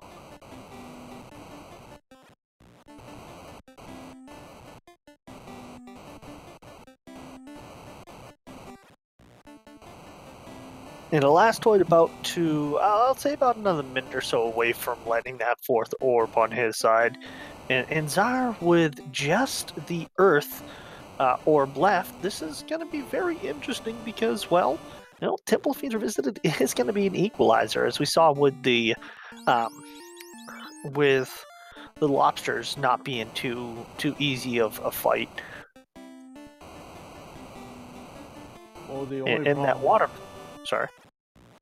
Problem in Topers right now is those lobsters. Elastoid is on the Bridge of Destiny. Can we get some Warmech hype up in here? We have yet to see Warmech. Throw some hype. Oof. Double Naoto can't be run. Oh, but nachos are delicious.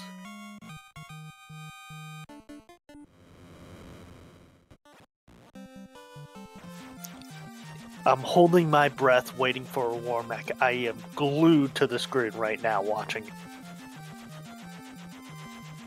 Oh, Red Hydra! Like 4 more steps left, and then Elastoid will be able to avoid the dreaded Hormech.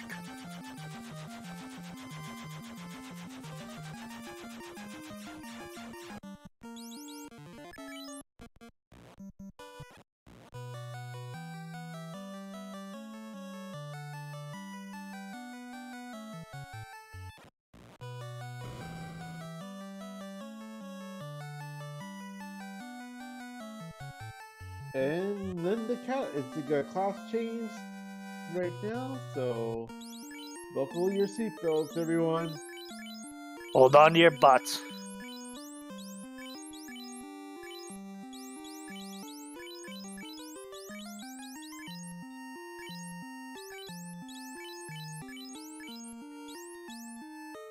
And just got confirmation. Artea will be joining us momentarily,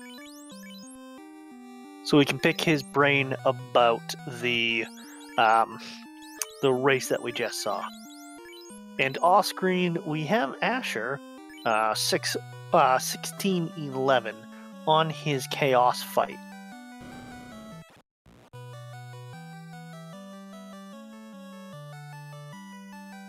Four-man strat or 3-man? We're going full 4-man. He's doing full 4-man. So it's ninja slice and dice time. Yeah, it's good old slice and dice. Get it done over there.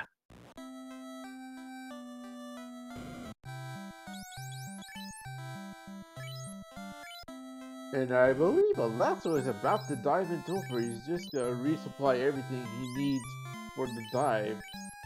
Especially that night. Go ahead, Joker. I was going to say, especially with the adapted and in the longer Temple of Fiends Revisited, makes it a little bit more difficult and makes you want to do resource management when you're digging that deep again. I always like the longer Temple of Fiends Revisited. I know about you, Kyton, but definitely one of those, it is an equalizer, and it does take a little bit more to it. And makes you have to use a little bit more digging.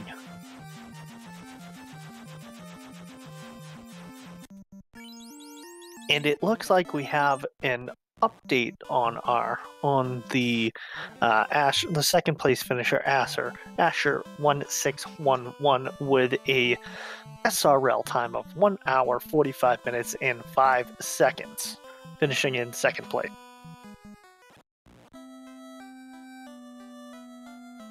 Incoming Lich for Zara, which is easy peasy, lemon squeezy.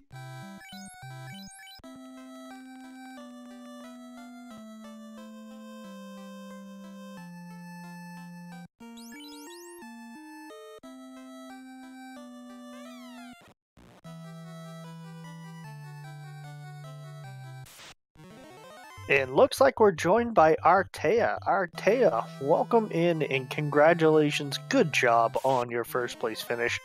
What was the biggest hurdle that you saw?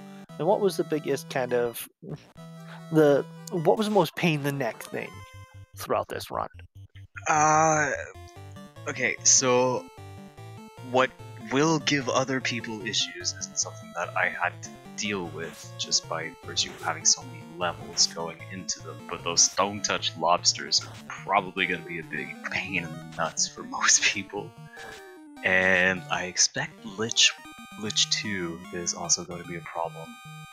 But for me, it was just diving Mirage and Sky super duper early and making it out with all of those levels, because there was no way that Tiamat was dying with nothing but an iron armor.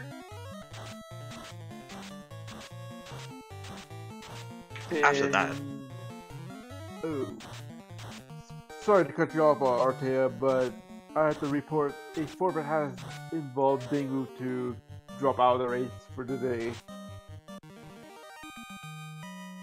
Yeah, unfortunately, Dengu forgot to talk to Vicky the Pirate for the key, and really just kind of lost himself in the possibilities.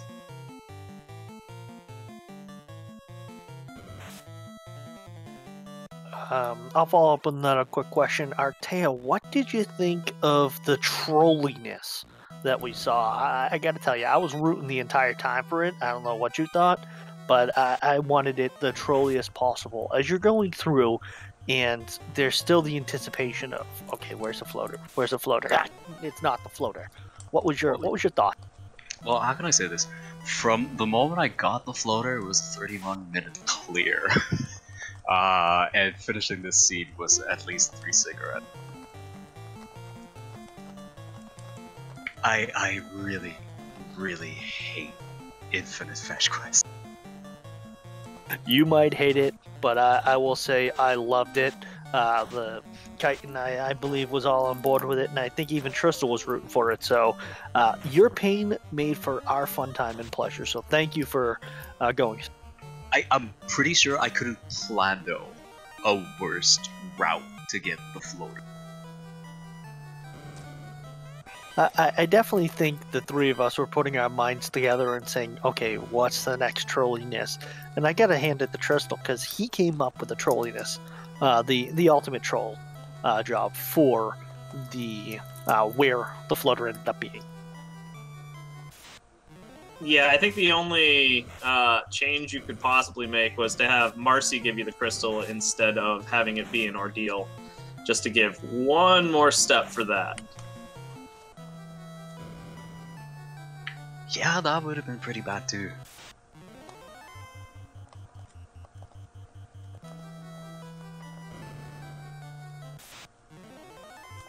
And it looks like we have a Lastoid going through, and on the water floor, in good timing to what you were mentioning with the lobsters. And let's see if Lastoid is able to avoid those lobsters, because they are not pretty whatsoever.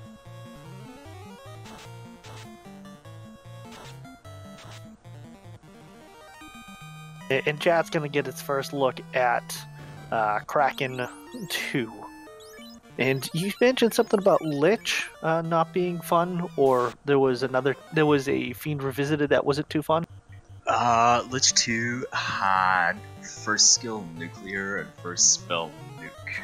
So I got hit by both of them. Oh, and we just saw Sar pulling these RNG out and not seeing those, so luckily on his side. And we have Kraken, it appears, on the Lastoid side, aka known as Piston Hunt.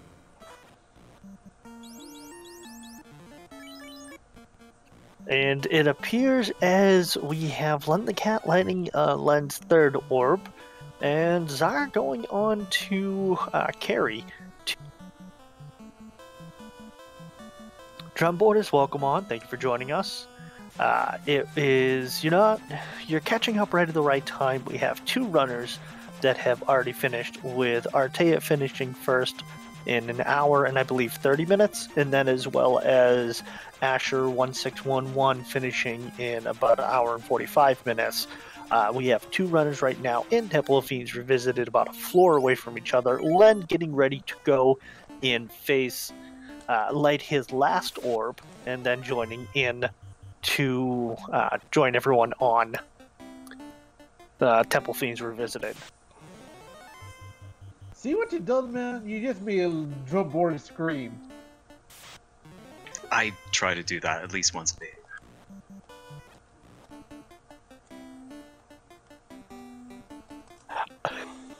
It's all good fun. No, we just troll each other pretty much every time we run into chat. We run into each other in chat pretty much once or twice a day.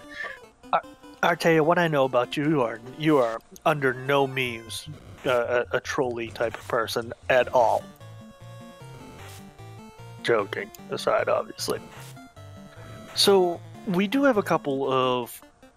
We obviously have the bracket reveal that's going to be going on with Tristal after this, and a little bit of a breakdown for the spring tournament. Artea, there's another, we'll call it the Highlander tournament that's going on as well. Yeah. Honestly, would rather not talk about it. Don't want to steal the show. It's the spring tournament exhibition, so let's just leave it at that. But there is another tournament that started yesterday. keep an eye on in the coming months. We'll have There's more never- eventually. There's never enough Final Fantasy Randomizer. So I'm all about that. But yes, we're gonna stay tuned, chat, because we are going to be having that bracket reveal coming up shortly once the race is over, and it's going to be a lot of fun to watch, as well as going to have those seeds given to us by Trip. It looks like we have Elastoid on Chaos.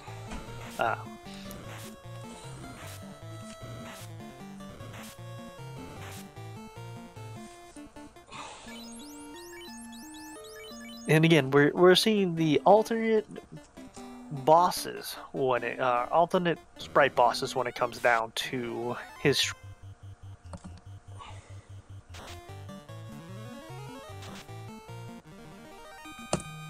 Yeah, Chaos didn't seem to have much of anything. He hit kind of hard, but that was pretty much it.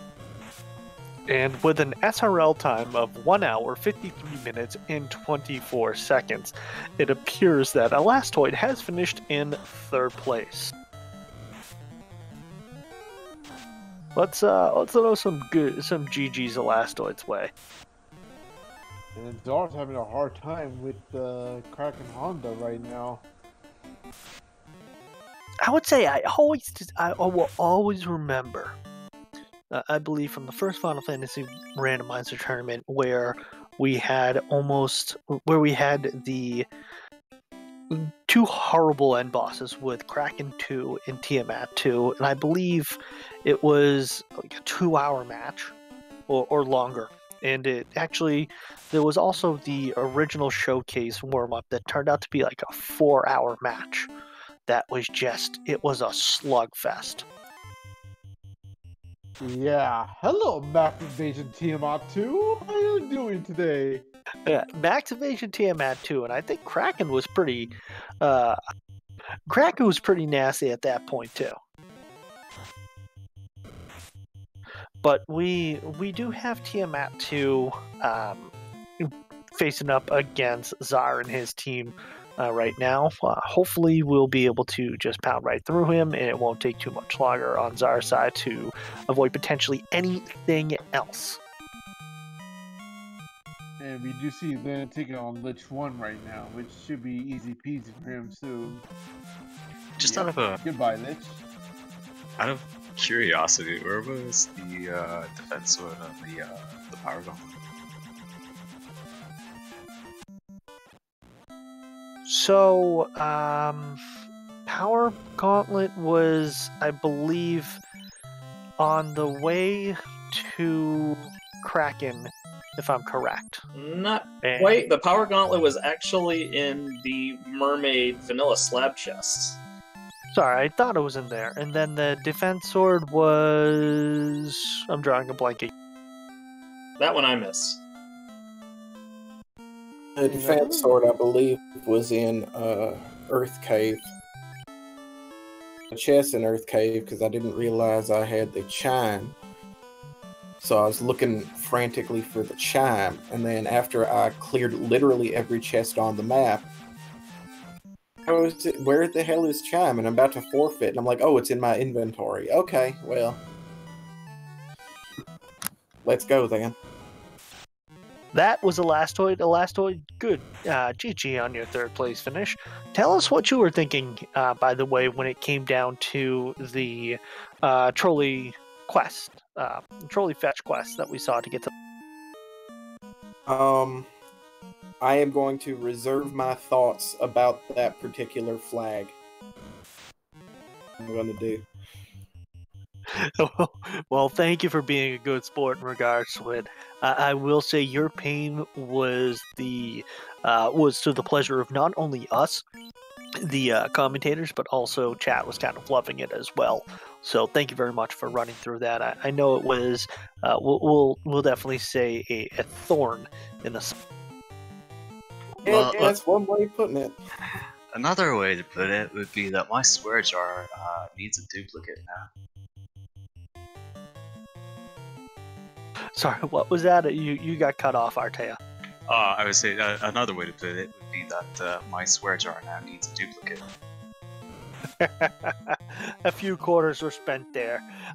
Looks like we have Sar facing Chaos with the 3-man strategy, putting the Red Pajama Party down, letting him go to sleep, and kind of sad. So I'll have to give Zar a little bit of grief for that one. Wow, he killed Chaos with the Vorpal sword. Look, That Vorpal's may be still the first trash. time that's ever been captured on video. Again, the Vorpal's still trash. That being said, Zar finishes in 4th place with an SRL time of 1 hour, 57 minutes, and 44 seconds. And Len the Cat is not too far behind. Len the Cat is going to be on Lich 2. Yep, he's gonna be surprised with what this whole. I'm wondering how well his Warforged is gonna be if he doesn't encounter those stone-touch lobsters of death.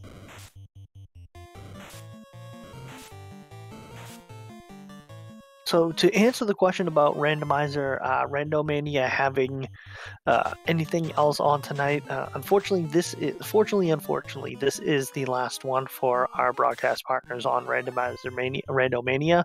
But the nice thing is once we're done here with the Final Fantasy 1 Randomizer Spring Tournament Exhibition race, we will be going to Tristal's stream, where he will be speaking a little bit about the spring tournament and giving us a little bit more information about what to expect and doing the reveal, if I'm correct. I believe that is correct. Yeah, I can confirm for everybody. Now that we're getting pretty close to the end of this race, the preview stream will explain everything you needed to know about the spring tournament, the flag sets, the theme, everything going on with it. So stay tuned, get hype, all your questions will be answered. Yes, definitely get hyped, as well as anyone who's tuned in. Thank you again. We do appreciate that. If you have questions, do join us on the Final Fantasy 1 Randomizer community. We are warm, welcome, and accepting to everyone, as well as we're always looking to help out new runners go through and progress with this game that we all hold dearly to ourselves. So, Joker, when are you gonna race again with us? Well, I'll be racing here and there. I will be definitely jumping back in the booth to do some commentary again. So, chat, get used to the sound of my voice. Well, as for me, I'm not gonna race that much. As for me, I'm not gonna race in the FF1R that much anymore due to other randos I picked up recently, because I blame Ice Blue for that. Yes, there are a lot of randomizers out there, but this game does hold a special place as I grew up playing it. So, while I may not be one of the better runners, as you know, I would probably still be, only 2 orbs in, as a lot of our finishers have already been done or in Temple of Fiends Revisited. It's a fun game. It's the learning curve is not big. You can jump in. You if you've played this game before, if you played randomizers before, and you understand how the logic will go, you'll be great.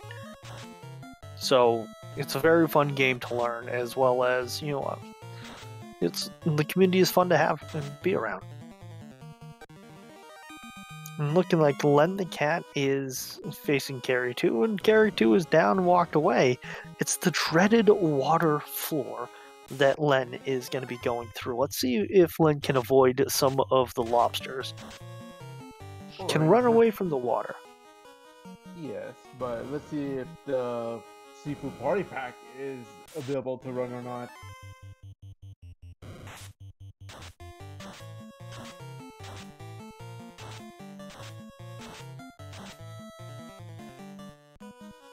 So any other tidbits that you can wet the beak on, Tristal, for what we can expect from the reveal show coming up? Yeah, not to give everything away. Like I said, I'm gonna explain really the whole tournament format, the Swiss flag set, and it's gonna be fun. I don't want to give anything away, honestly. But I'll say, if you enjoyed this race, you might have more to look forward to. Well, definitely. And by the way, Tristal, thank you for coordinating a lot of this, and thank you for putting it together. Sar, thank you for rolling this mess. We do appreciate that. Trust me, the commentary loved being able to see the trolliness of this, and it'll be fun to watch. And I'd rather save my spinning receipts for special occasions, especially if someone dares to challenge me to a co-op race. That might be able to be done. Yes, the free canal was an eye-opening experience for everyone. And actually, they had sneak peek of it before too, Joker. One race had it before this one. I'll admit, it was fun to see the progression, as well as the trolliness, where it was very trolly. It did make for... We're not going to just say... It made for a lot of fun. It wasn't just cut and dry here, just following the cookie crumbs.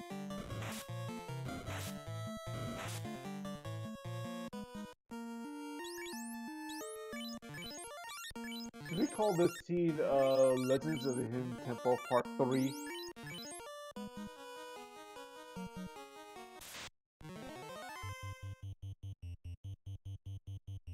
In looking like Len the Cat is almost done. Oh, starting his fight with Tiamat, and almost done with Temple of Fiends Revisited. As we're getting to that, and on the way to Tiamat, I know that we have a bunch of people in the chat, so let's do a final run around.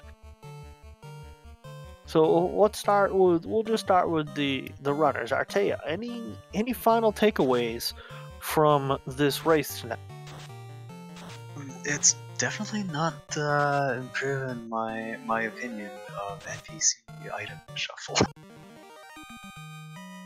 But it was fun outside of the absurd trolliness in the search for the floater. Yes, I will definitely agree. The trolliness, well, it was a pain. Well, it was a thorn in the side for you and the other runners. I will say it was definitely fun to commentate on our side, and it was a lot of fun to have with it. Elastoid, final thoughts? Oh, I just got back. Yeah, that was an interesting race. I feel like I could have competed for second if I was able to look at my inventory and see a chime, but it was a lot of fun for an exhibition race, and I can't wait to see what the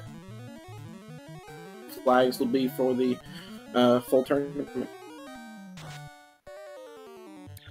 All right, now, so thank you both. I do appreciate that, and do appreciate going through running. And by the way, we have Len the Cat facing up against Chaos. I'm going to throw this question out to everyone here. What are you guys looking for? What is everyone looking forward to, as well as the chat, when it comes to the spring tournament? What would you like to see from it? Major upsets. That's all I'm asking for.